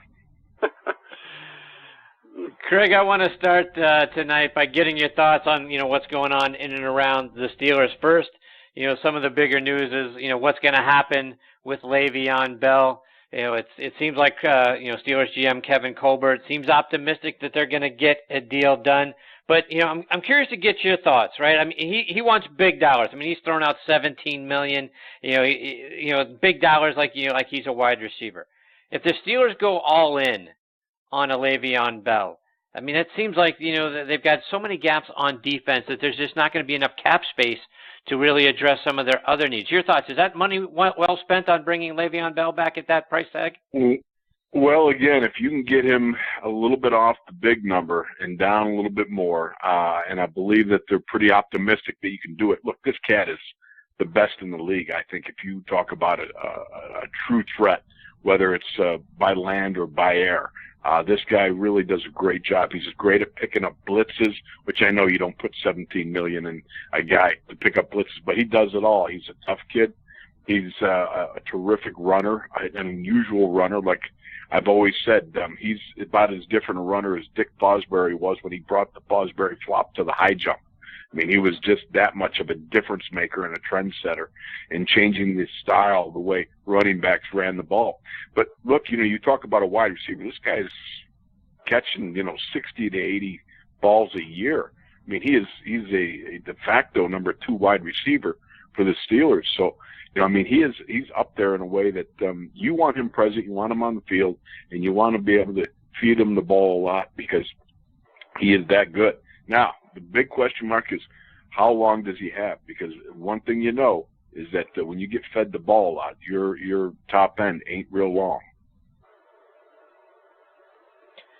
And Craig, let's flip over to the other side of the ball. I wanted to get your thoughts and your assessment on some of the guys that the Steelers have brought in, higher draft picks, the Bud Dupree's, who was a number 1, Artie Burns, who was a number 1, Sean Davis, right, who was a 2. When you look at those guys, right, your assessment of them, they felt like they took a step backwards last season. Is it just a matter of time and being patient with them as they develop, or should Steeler fans be worried about those 3? Well, I think they comprise the core of what you expect to see, being the upgrade, upgrading that defense. And I would say for Sean Davis, it was 3 steps forward, 2 steps back, but he kept making some movement forward. He's got some big play potential. This kid can hit the snot out of you. I mean, he's a slobber knocker. He'll exchange DNA with you on a hit. He's that much of a powerful guy that'll come up and drill you. Bud Dupree is the enigma. I thought before the season started that Bud would be maybe the next great, guy in the outside linebacker, the Joey Porter, in the likeness of the Clark Hagans, the James Harris, and all this. And it just never seemed to materialize. Bud's got the ability. He's, the guy's built like a Jamaican samurai. The guy's strong and powerful, and what you keep looking for him to run the arc a little bit better. He gets himself too far up the field, probably 80% of the time, and he's got to learn to tame that arc and have better gription coming around. So whether it's the uppercut, whether it's being able to come back with the club and take an inside line, something's got to be added to his game to give him a better outside pass rush. When he runs a twist, he does a nice job when he's the trailer, when he comes around, and not the penetrator, but the trailer. He comes around on the inside. He seems to find his way through traffic better than when he just runs on a straight pass rush, running the arc. I've often heard Joey Porter say to him, Bud, you got to have a plan when you come up. You can't just come up and go. And I think part of the problem is Bud's got to have a better plan when he gets up there and decides to rush. Artie Burns didn't get better, but he didn't get worse. I think Artie is just in one of those situations where it's a process of being able to play more along the lines of what he's capable and what he wants to do and where in his comfort level. I think sometimes he gets caught looking, and he's got to be able to break that habit. It's going to be interesting to see because Carnell Lake is left. And you've got Tom Bradley, a great coach, defensive mind coming from UCLA. Of course, he's vintage Penn State guy. And so we'll see if that can make a difference. But those 3 guys are really going to be key if this defense is going to move up the charts and get her done. And Craig, if you're Kevin Colbert looking into the draft, right after inside linebacker, I think everyone agrees that that's where they got to go first if it's available. But Right. What other position do you think the Steelers have got to target after inside linebacker? Are you talking on defense or overall? Anywhere. Defense, offense, where do you think they got to look to fill some gaps? Well, the number one is Kevin announced that what everybody already knew, the obvious, that Ryan Shazier was not going to play this year. And basically we're all hoping the same thing, that Ryan, it would be awesome to see him resume playing in a couple of years, but if he can no more than walk away, with some bank, that would in itself just be awesome. But to see him come back and be able to recoup his playing prowess and all the functions and powers that he used to have, the athleticism that he had, that would be awesome. And I root for this kid because this is a guy that you just love. I mean, what he brought to the team, his football mind. The thing that I loved about this kid was he is this unbelievable athlete who could run, stride for stride with the wide receivers. To see him come up and plug the A gap or B gap and all these things. But I've had the opportunity to sit in in one of the offices down on the south side there and watch film with him. And you just try to get a little understanding, and just watch him and talk to him a little bit and see what he sees. And it's interesting because he's got a great football mind. And so the fact that he was around toward the end of last year and in some ways going to be involved this year, I think is going to be awesome. But of course, there are other issues that you got to come up with. And so you got to come up with an inside linebacker, as we talked about. Vince Williams is a good linebacker, but how do you replace a guy like Ryan Shazier? It's not going to be easy. So they've got to get an answer there. You're going to have probably another situation where you got to do something with the safety situation. Mike Mitchell seemed to have some issues in range coverage last year. Knowing Mike Mitchell, he might have been playing injured. Who knows? I mean, this is a guy who played with a torn groin when he first came to the Steelers and was getting shot in the groin all season long. Anybody that can do that, brother, I take my hat off to them. That is extremely painful. And, you get that done. And then on the offense, they've got to be able to come up with a consistent number 2 receiver. And Martavis, you're looking for, what is that going to happen? Is that going to be here, or is he going to be elsewhere? I don't know.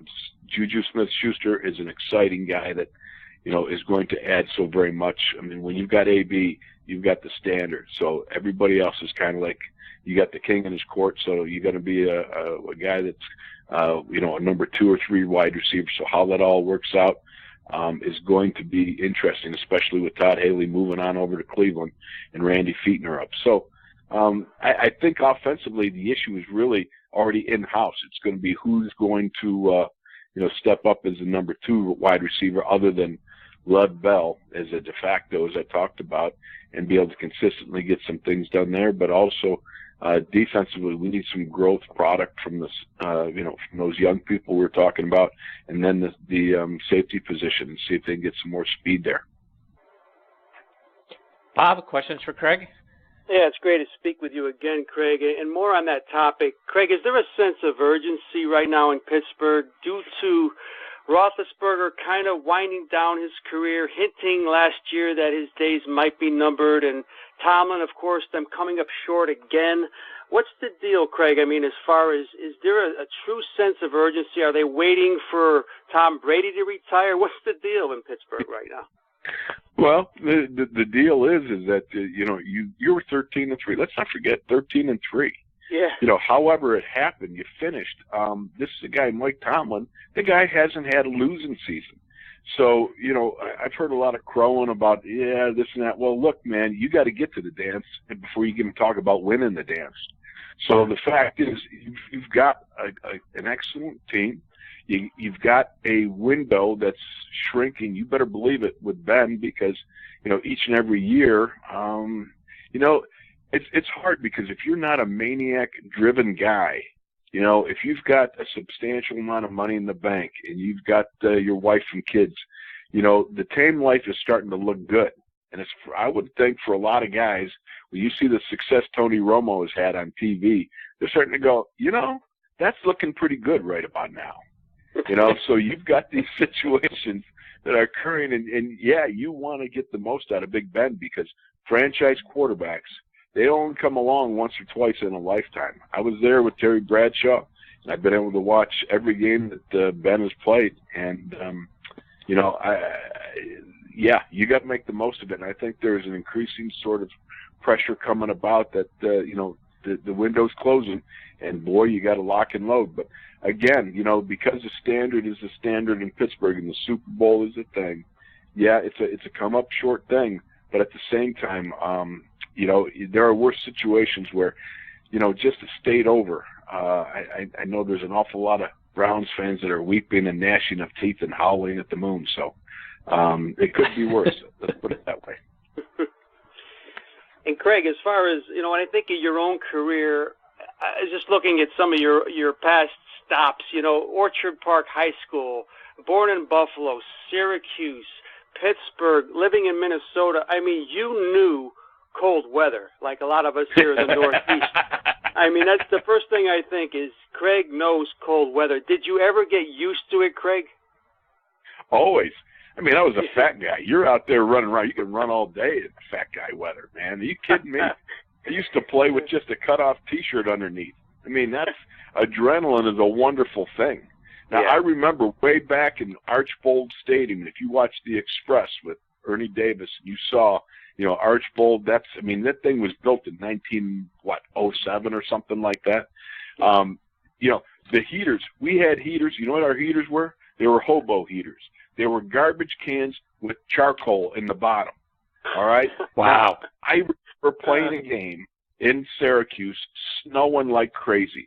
Two things happened. Number one, we came out, we warmed up, we went back in the locker room, and a blizzard hit.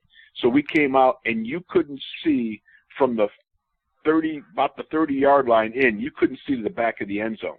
Our quarterback, Billy Hurley, got scrambled, had to throw the ball away. He threw it to Art Monk, who later on went to have a great career in the Hall of Famer with the Washington Redskins. Sure. And there's Art Monk all by himself in the back of the end zone, caught the ball. Billy didn't even know it because you couldn't see it was snowing so much. So I come over to the sidelines, freezing cold. It's cold as all get up. There's no heaters there but for our hobo heaters. I'm talking to my offensive line coach. I hang my foot over the garbage can, and unbeknownst to me, I lowered it a little bit too far. Now I got spot builts on these old leather curmudgeon shoes, right? Yeah. So as I'm talking to my offensive line coach, he starts to smell burning leather. Look at my shoe is smoking. Couldn't even feel it. So, yeah, I got used to cold weather, brother. That's just part of the gig when you're a Northeasterner. For sure. Craig, you mentioned seeing Terry Bradshaw. You were there in '83 when Bradshaw's right. one and only game that year against the Jets. He threw a couple of touchdown passes, and then the elbow went. What do you remember about Terry's last game? Well, I remember it was at Shea Stadium. It was the last game that the Jets played at Shea Stadium. It was December 15th, 1983. All season long, we'd struggled. Cliff Stout, the heir apparent, had trouble. And, Terry had not been able to throw the ball. And towards the end of the season, he was, he and Myron Cope, the legendary broadcaster, they brought in a mynah bird to sit on Terry's elbow, supposedly had marvelous healing powers. Well, that was, didn't fly real well with Chuck Noll, but he and that being Bradshaw and Cope, they had a good kind of funny thing going on TV with that. So we were going to play that last game in Shea Stadium, and I remember the whole week long it was just pounded into us. Don't let Brad get hit. No matter what, he can't take a hit. So if you've got to tackle a guy, you tackle the guy. You do not give up a sack or a hit on Terry Bradshaw. So the first thing I remember was we came out, and Terry just throws the ball like a maniac in the first quarter and a half. He throws 2 touchdown passes. He hits Greg Garrett and Calvin Sweeney. We're on the sidelines, and Tunch Ilkin, my teammate, he says to Bradshaw, he goes, "Terry, I thought we were going to run the ball. I mean, what are you doing? You're throwing it like crazy." And Terry says, "Yeah, you know me. I ain't no mailman." So He says, I'm a gunslinger, baby. So he's throwing the ball, and he threw one too many and popped that elbow. And so he finished out, and the game was over. And I remember talking to Marty Lyons, the great Jet defensive tackle. Yeah. And so we were sitting there, and the fans started pouring out of the stadium. And they, as they're running by, they're like, they're taking everything. I mean, people have got some guy had a drill and was drilling in the concrete, getting his seat out that he'd had in Shea Stadium. And the fans started getting closer, and all of a sudden they're running by and they're trying to snatch a helmet or a chin strap or something. Marty says, you know what? These are New York fans. We better get moving. We were off and running. So the next thing I know, we're in the locker room, and, back in these old stadiums, they didn't have press rooms like coaches would have to address the press like nowadays they do. You go to a separate room and all that. So as I come out of the locker room, I'm inside the tunnel inside Shea Stadium, and I'm walking by, and Chuck Noll has got a press conference with about 20 press guys around him, all microphones jammed forward. So as I'm standing there, I'm looking to which way to go to get on the bus, and all of a sudden I hear this noise coming down the hallway, and I look over and I see this probably 2 or 3 maybe of New York's finest. And they got some guy, and some guy is he's wrestling with the policeman, and he's, they're kind of giving him a little bit of the business here, and he comes up and they stop right in front of it. There's all this noise. This guy's yelling, and the cops are trying to control him and everything. And they get right by the press conference, and there's so much noise, all the press corps stops, and Chuck Noll stops and looks over, and this guy's right by there. He looks up, he sees Coach Noll, he says, Coach Noll, that was a great game. And then he starts wrestling with the cops again. It was so funny. I just loved it, man. That was classic old 80s, 90s NFL football, a little different. And Craig, being drafted in 1980, you come into the Steelers on the tail end of the careers of some of the legendary guys, the Joe Greens and L.C. Greenwoods and Jack Lamberts and all of those guys. What was it like for you coming in? First of all, you're having to try to, in practice, trying to deal with those guys. What was it like trying to come in and fit in a team that was full of legends? It was just such an incredible thing, up at St. Vincent College. You're up there, and, the first day, because we always, back then, of course, the rookies and guys that ended up on the IR the year before, you came in a week before the veterans reported. So you had a full week of doubles already that you were undergoing before the veterans even got there. So I remember sitting in the dining hall, and the veterans were reporting on this day, and we'd been there a week already, all beat up and everything else. But I'm sitting there, and as I'm watching, the door opens, and in walks the blonde bomber himself. It's Terry Bradshaw with a red man cap on and a hunk of tobacco in his cheek, and everything comes in. Then the door closes and swings back open. It's Franco Harris and Johnny Stallworth. I'm like, I'm getting gaga, and before I know it, I see Jack Lambert and Mel Blount and Donnie Shell walk in, and then it's Jack Ham, and it's Joe Green. I almost freaked out when I saw Joe Green come in, and I'm like, oh, you got to be kidding me. And then John Kolb and Lynn Swan and then one of my heroes. I mean, Mike Webster walks in. He's got arms like legs and legs like people, and he walks in. You're like, oh, wow. And my first thought was, I don't know whether to go, come up and try to say, hi guys, I'm, Craig Wolfley, or you say, can I have an autograph, please? I mean, I don't know. What do you do? I mean, it was just, these guys are legends. They're legends, Yeah. I mean, so that's the way it was. Jack Ham, jeepers, my goodness, Oh, it was great. And I can tell you that first practice, and I'll leave you with a little story here. That first practice there, man, the first day, we ran a P39 Geo. As a left guard, I'm pulling out. I got to get deep. We're split backs. Fullback hits the outside linebacker, and the pulling guard has got to clear, and he's got to get the corner support. Well, Ron Johnson was in man coverage. He runs off on a go route with a guy. So you got to turn up and get the safety. Well, I'd heard of Donnie Shell, and I knew of Donnie Shell, but I really met Donnie Shell on that play. I turned up. Donnie hit me so hard, I kid you not, fellas. He hit me right in the chest. He got me when I was just turning up. He just hit me. They used to call him the human torpedo. He hit me so hard. I one-hopped like 8 feet back right to the feet of Chuck Noll. I kid you not. I rolled over. Chuck is looking down at me. And, I mean, I just got mulched. I just got crushed. Donnie set a St. Vincent College body tossing record with me. That's how bad a hit that was. And I remember Chuck looked at me and he said, "That's not very impressive, you know." And I'm slowly getting to my feet. And I'm going, "Are you kidding me? Did you see that? That was about 8 feet." That's great. I was thinking, man, I thought that was very impressive myself. Oh, man. Wow, what a great story. And Craig, before we let you go, let our listeners know, how can they follow you, stay up to date with all the great things you're doing? Because you and Tunch do some great things to benefit the homeless. How can we stay in touch with all the great things you're doing, whether it's online or over social media? Well, I'm social media stupid. So my problem is that you can go to craigwolfley.com. That's run by some folks who are very kind to me and help me out. And during the season, you know, we're on iHeart. We have the 970 ESPN radio during the season and so forth and all that. But I guess craigwolfley.com would be the best way to figure out what's going on. Well, Craig, thank you so much for taking time out of your night to come back and be a part of the show. You're fantastic. We hope you'll come back sometime and share more of your stories and insights with you. We have such a great time when you're a part of the show. Always a blast. Well, you are very kind, and I'm very grateful. I'm excited because I'm in the process of writing a book, so we're having fun, and I think it's just there'll be a lot of fun stories to share. So sometime down the future, but certainly would love to be back with you. It's always fun to talk old-time football. We appreciate it very much, Craig. Thank you for your time. All the best to you and your family. We look forward to catching up with you again real soon. You betcha, fellas. Thanks again. Okay, great. See you, Craig. Thank you.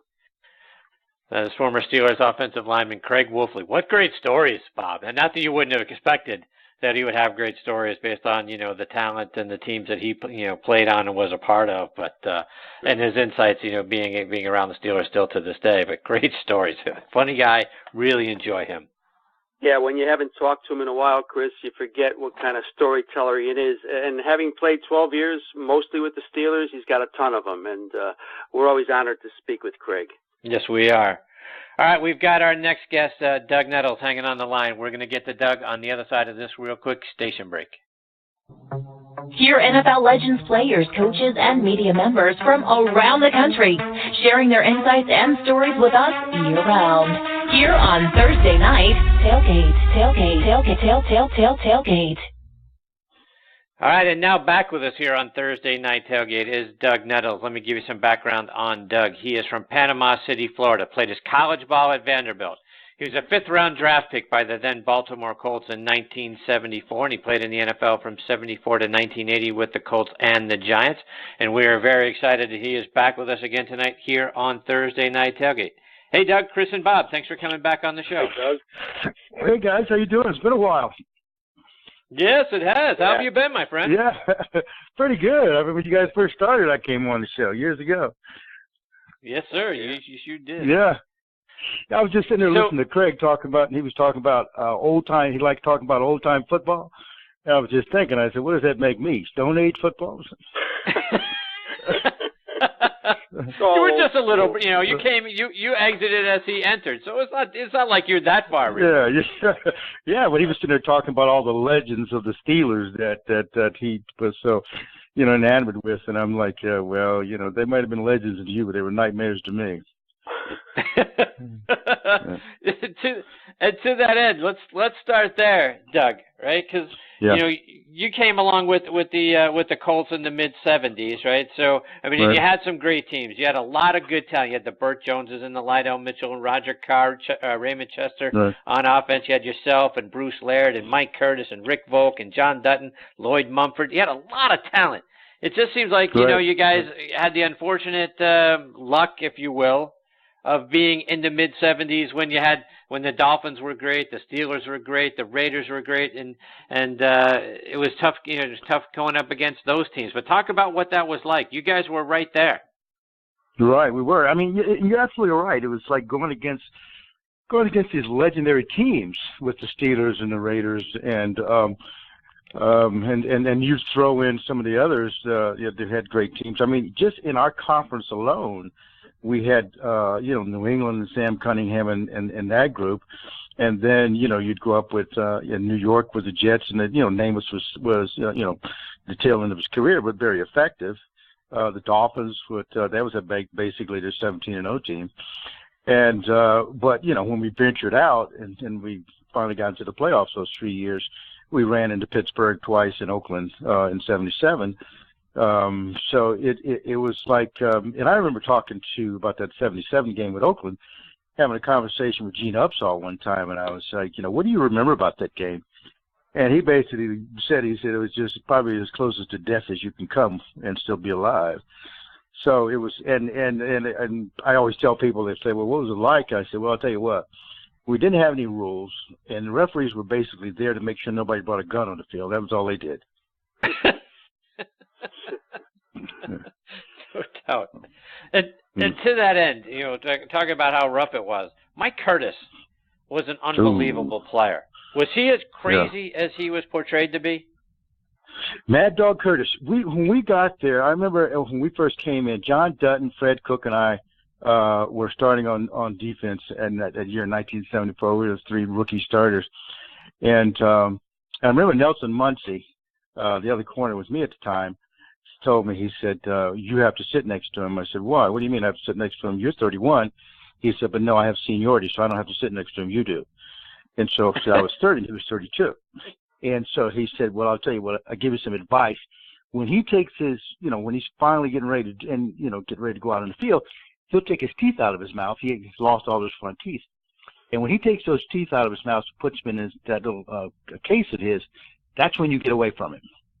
So right before our first game, I remember going over and sitting next to Fred Cook across the other side of the locker room. He said, what are you doing over here? I said, I was told to get away from Mike. He said, well, why? I said, I don't know. We're going to see. And this is the absolute truth. He would sit there, and all of a sudden he'd sit down, and he'd have his helmet in his hands, and he would at first he's just swinging the helmet. And then all of a sudden the helmet would stop swinging, and you see his face just turn into a bright shade of red, and blood was literally dripping to his eyes. And he would have this cold stare. And then I remember Schnellenberger calling us up and said, okay, guys, we're going to introduce the defense. And so you guys stay back. So everybody piled out except for us. And we were standing there looking at him. And all of a sudden he stood up and looked at us and gave us this look that scared the hell out of us. And we ran out of the locker room. And it was like, I remember Fred looking at me and says, and we are going to play with him. Think about the ones who are going to play against him. Mm-hmm. And he was, and I'll tell you another thing, O.J. Simpson was deathly afraid of him. He came up to me, he was scared to death of him. He came up to me one day, I think it was maybe in 74, 75, and I remember we were playing in Baltimore, and Juice came up to me and said, he says, Nettles, I said, what? He said, how's Mike? And so I was just going to have a little fun with him. I said, well, he's not in a good mood. He said, what's wrong? I said, I like you. And he looked at me, and his eyes got big. And when their offense came on the field, Juice wasn't on the field. And when I looked over in the field, he was on the sideline. And he didn't come in until maybe the second or third series because he wanted to make sure Mike was a little winded. So I asked him, I said, what happened to you? And he told me, he said, I just want to make sure he was a little tired first. But when he hit him, he would just, it was just like that extra stuff. But the worst I've ever saw Mike, well, I guess it depends on how you look at it. We were playing Cincinnati, and Boobie Clark was their fullback at the time. It was right before halftime, and they were just trying to run the clock out, I guess. So Boobie came through there, and Mike tried to tackle him. He just ran over Mike. And the crowd, ooh. And when he gets up, I can tell he's pissed off because he's stuttering. And he was saying, Mac Blitz, and he couldn't get it out. And Mac Blitz was basically the only thing he was, Joe Ehrman and the tackles were going to pull and drag the guards down so he could shoot a gap. And I was thinking, I said, I hope they don't give it to Boobie. And I remember Isaiah Curtis and I was sitting there, and Isaiah just kind of walked off the line. And when he did, we both were looking at the play. And sure enough, Mike shot this gap. And when he shot that gap, he took his right forearm and put it up under Boobie's chin. And Boobie was prone in midair when he jacked him back and slammed him down on the ground. I remember it was the early part of the season because the baseball infield was still there. And he hit and the dust just rose up. And Mike gets up and stands over Boobie, and Boobie's just out cold. He stands over Boobie and motions to the ambulance down at the corner of the end zone to come and walk back to the huddle. Boobie never played again. Is that right? Oh yeah. As a matter of fact, I saw him that summer at a dedication for Bob Case in Jacksonville, Florida. And Boobie was from Florida. And so I said, man, the last time I saw you, man, they were putting you in a wagon. He said, yeah. He said, man, I don't know what's going to happen. He said, you know that lick we all are afraid of? I said, yeah. He said, I think I might have it. And so he did go back to training camp and retired. That was it. Wow. The dude scared us. He was a monster. He had 5 career interceptions. 4 of them came off Richard Todd, Steve Grogan, Brian Sipe, Terry Bradshaw. Pretty good quarterbacks. Pretty good 4 quarterbacks to get 4 of your 5 picks off of. Yeah, I think I got lucky. Or I think I got tired. One of the two. And Doug, I wanted to, I think I might have asked you this in the past, but you know that 74 season, your rookie season in Baltimore, it was a tough year, not a great team, but when Marcia Broda took over, they became, from 75 through 77, the Colts were one of the better teams in football. There's no question about it.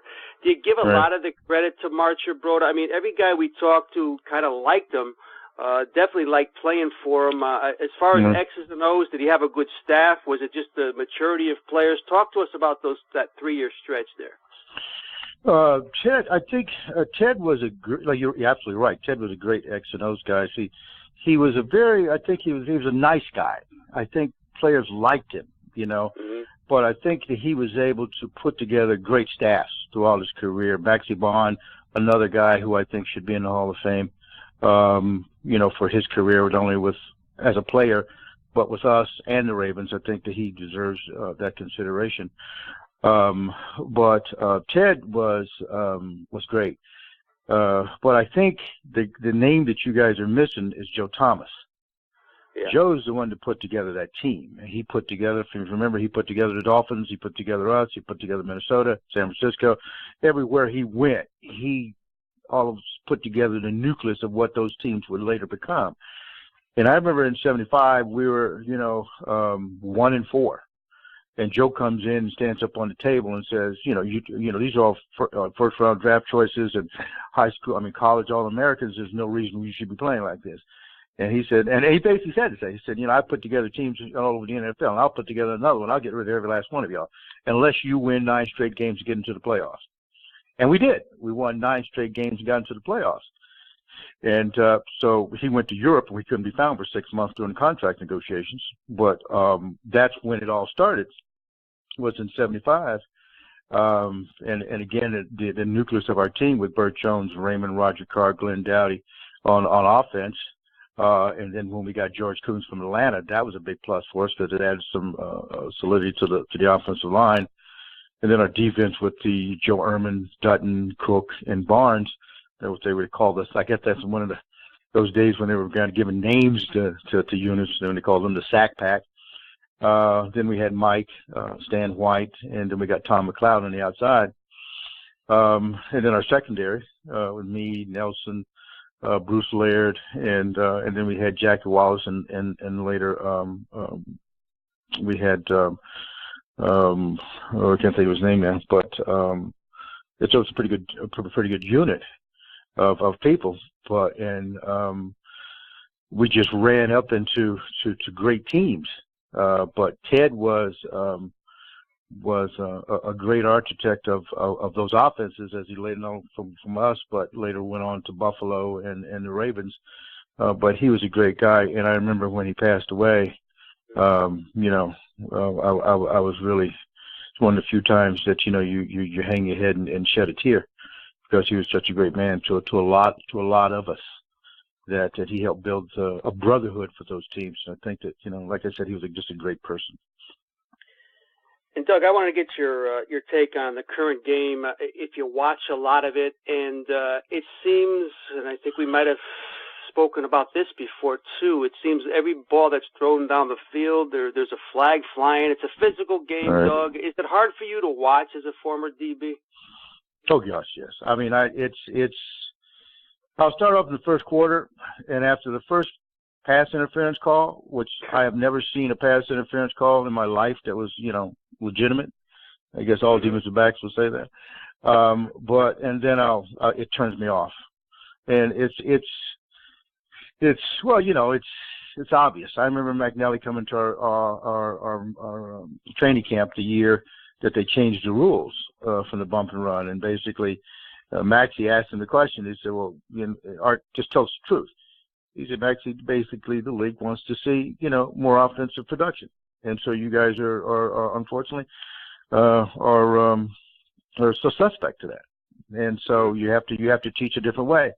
And it was pretty hard to do. I mean, you had grown your whole life being able to be competitive as the ball was thrown to or put in the air.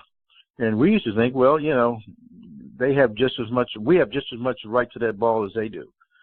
And so, but it was just so frustrating. Well, the first year they did it, they said, well, you got one bump and then another one downfield. That didn't work because they couldn't figure out, if you got to one, if you got downfield, or what was going on. And so nowadays it's just it's a track meet. And I was watching an old film the other day with my students of us playing New England, and I intercepted the ball and threw it back to the referee. And the kids were like, "Well, where's your dance, coach?" "Dance? What do you mean with dance?" He said, "Well, you got to have a celebration." I said, "Dude, I got to get back on the field. I'm saving my energy. There's no dancing." That's disrespectful as far as I was concerned. So, but it's part of entertainment. I understand that. It's part of entertainment. They billions of dollars, and as long as they make billions of dollars, then my retirement will keep going up, so I don't mind.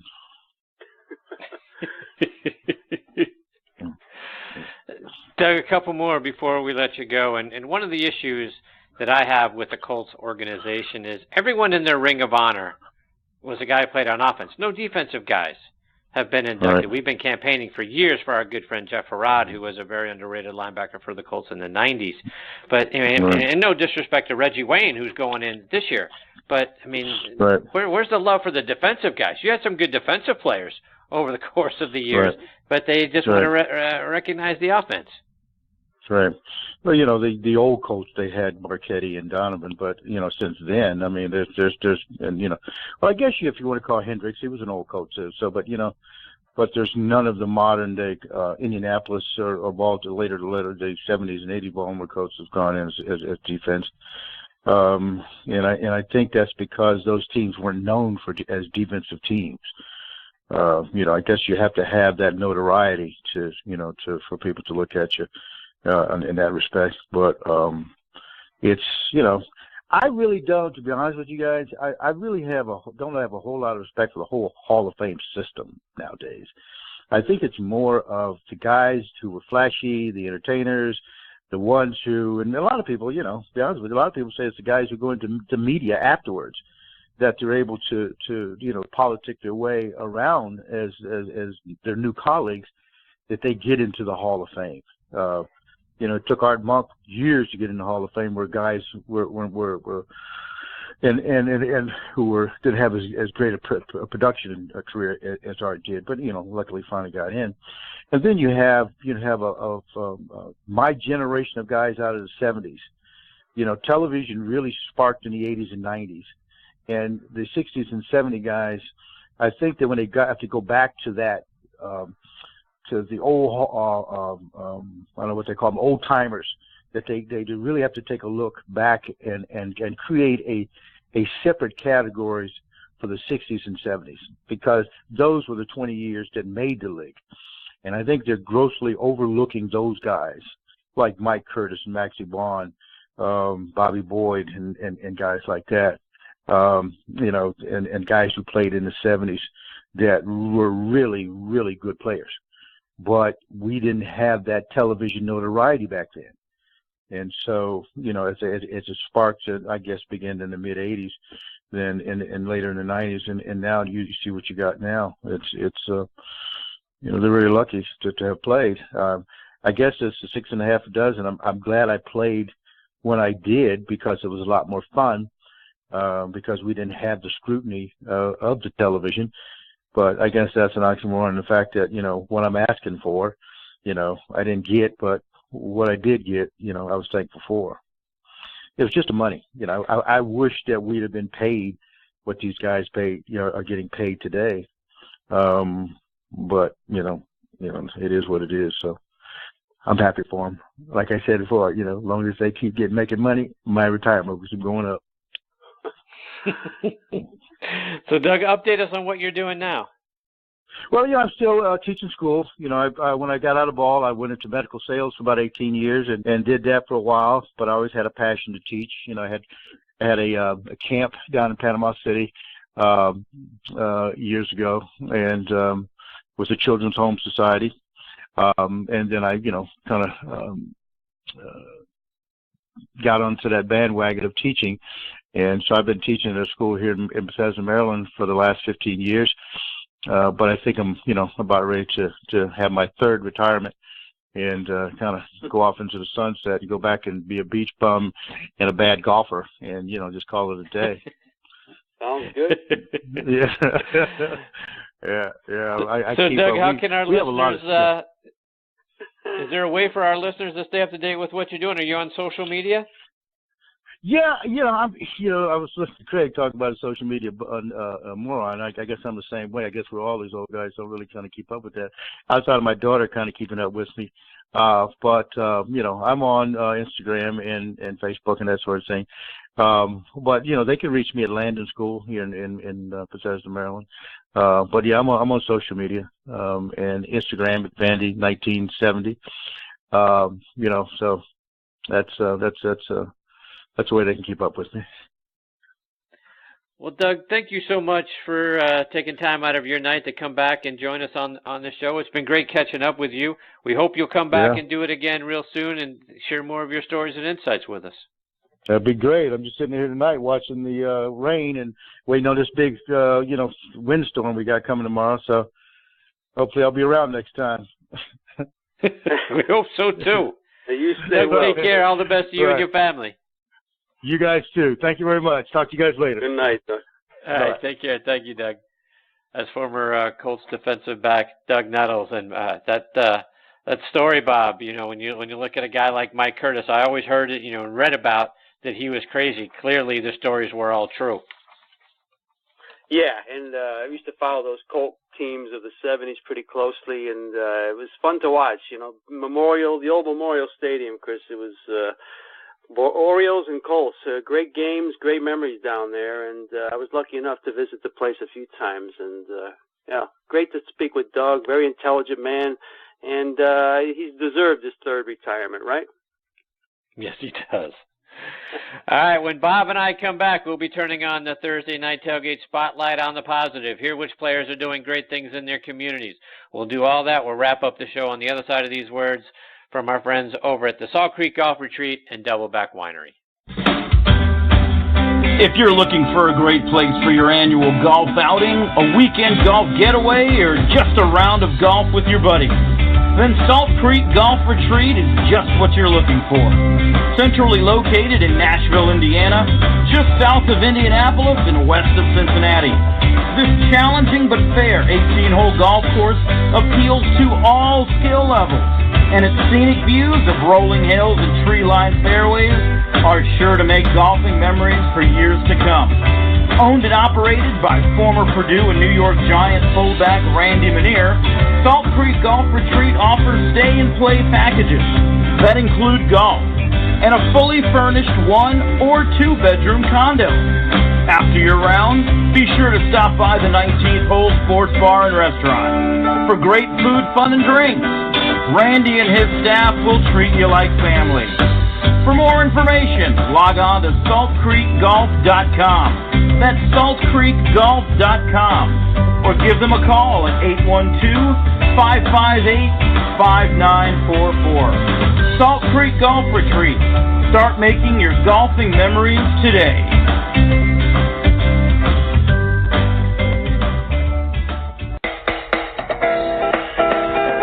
Former NFL quarterback Drew Bledsoe, owning a winery has been a long-time aspiration that would allow him to combine his passion for fine wines and love of his hometown, the Walla Walla Valley. Drew returned in 2007 to plant his original estate vineyard, McQueen, on the southern end of the Walla Walla Valley.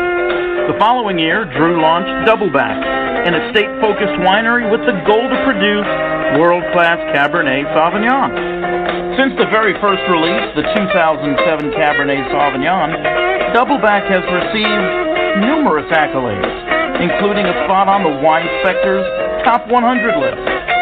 Drew's vision, brought to life by winemaker Josh McDaniels, remains to be a premium wine experience, completely focused on quality. To further assist the vision of high quality, estate-focused wine, Drew has acquired and planted 4 estate vineyards in the Walla Walla Valley, and recently broke ground on the future home of Doubleback Winery, which will open in 2018. Drew is committed to using only the most sustainable, superlative winemaking practices to ensure that Doubleback will be one of the best bottles of wine you will drink. We invite you to learn more about Doubleback and sign up for our mailing list at doubleback.com. That's doubleback.com.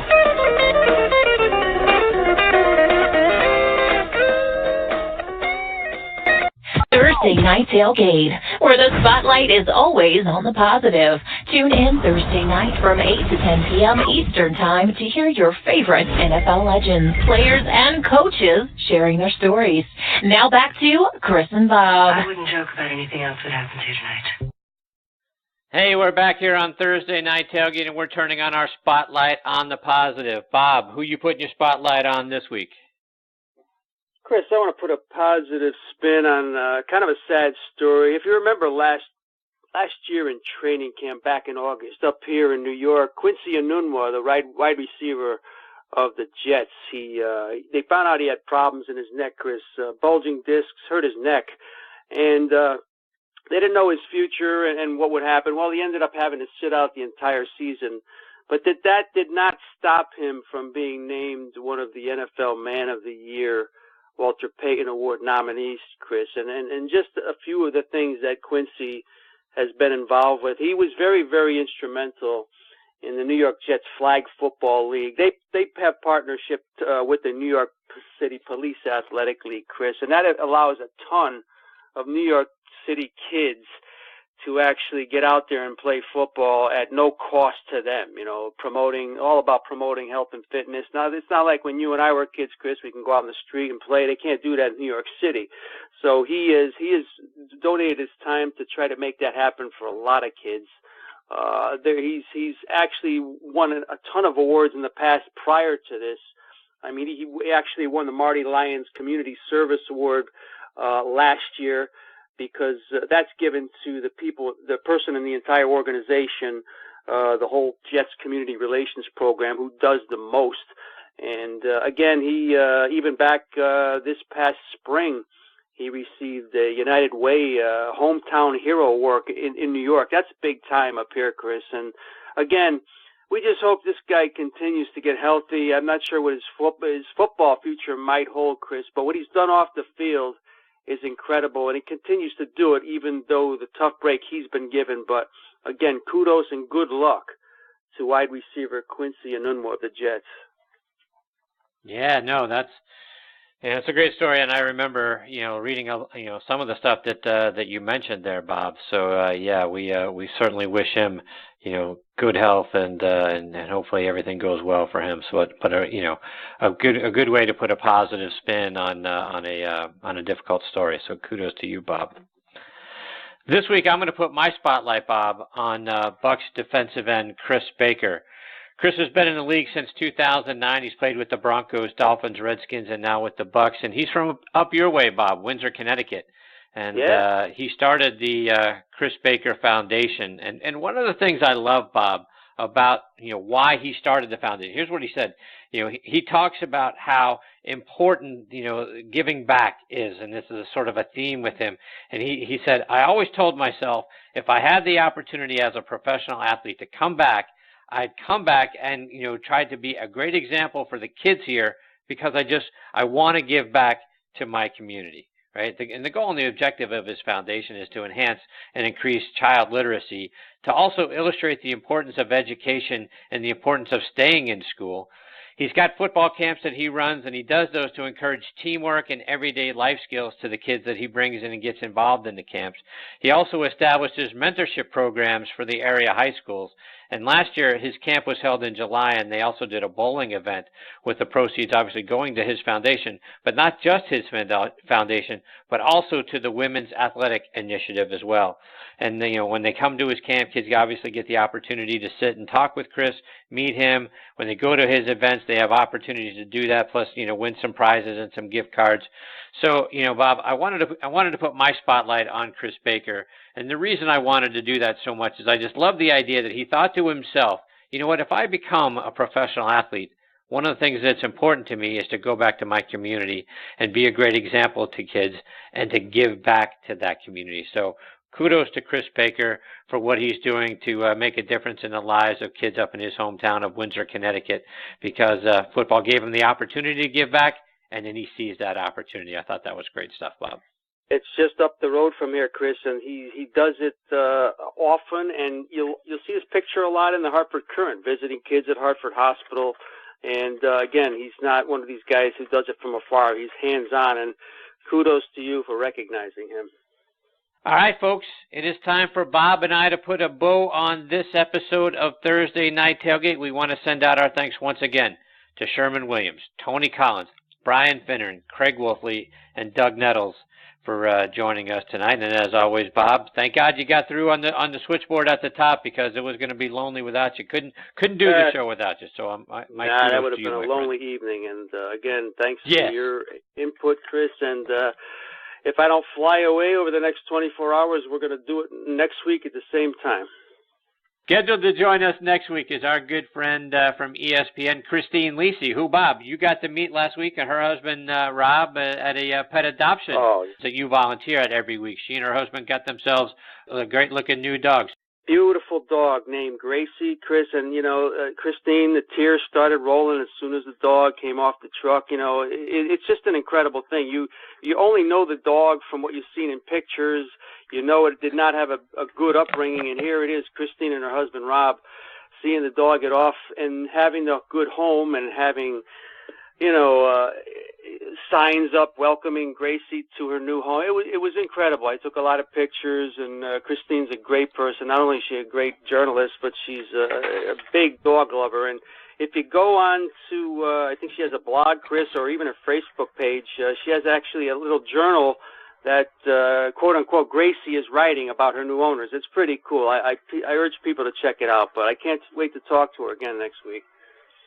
Yeah, looking forward to having Christine back with us and hearing all about that.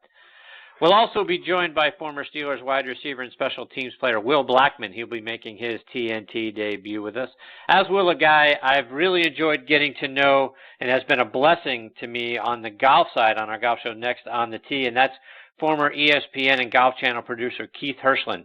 Looking forward to having Keith here on the football side. He's got a lot of great stories. We'll also be joined by former Stanford Saints and 49ers defensive back and TNT Hall of Famer Toy Cook. He'll be back with us. And, of course, Tony Collins, who joins us every week. So another great show on tap for you next week. We hope you'll come back and join Bob and I and be a part of next week's show as well. I want to remind everybody how you can follow us on social media. First, on Facebook, we have a show page, Thursday Night Tailgate. Give us a like. That's very important to us. Plus, both Bob and I have our own Facebook pages as well. Please also check out our website, ThursdayNightTailgate.com. On there, you're going to be able to see who some of our future guests are going to be. Plus, we have links so you can stream us as a podcast and a link back to our page over on Podbean. Can't thank those folks enough. They've been very, very good to us. Go on podbean.com or download the Podbean app, and that way you can take us with you everywhere you go. You can follow us on Twitter. I am at CT Mascaro. Bob is at Bob_Lazari, and the show is at TNT Podcast. Bob, take us home, my friend. All right, Chris, you stay safe. Have a great week. And we want to thank our announcer, Joe Lajanusa, for the great job he does with our intro and ads. And we want to thank Kyle Turley and the Kyle Turley Band for the upcoming outro music. And on behalf of myself and Chris, thanks everyone out there tonight for listening. We appreciate you the most. And until next week, good night, Kevin, and good night, Terry. We miss you guys.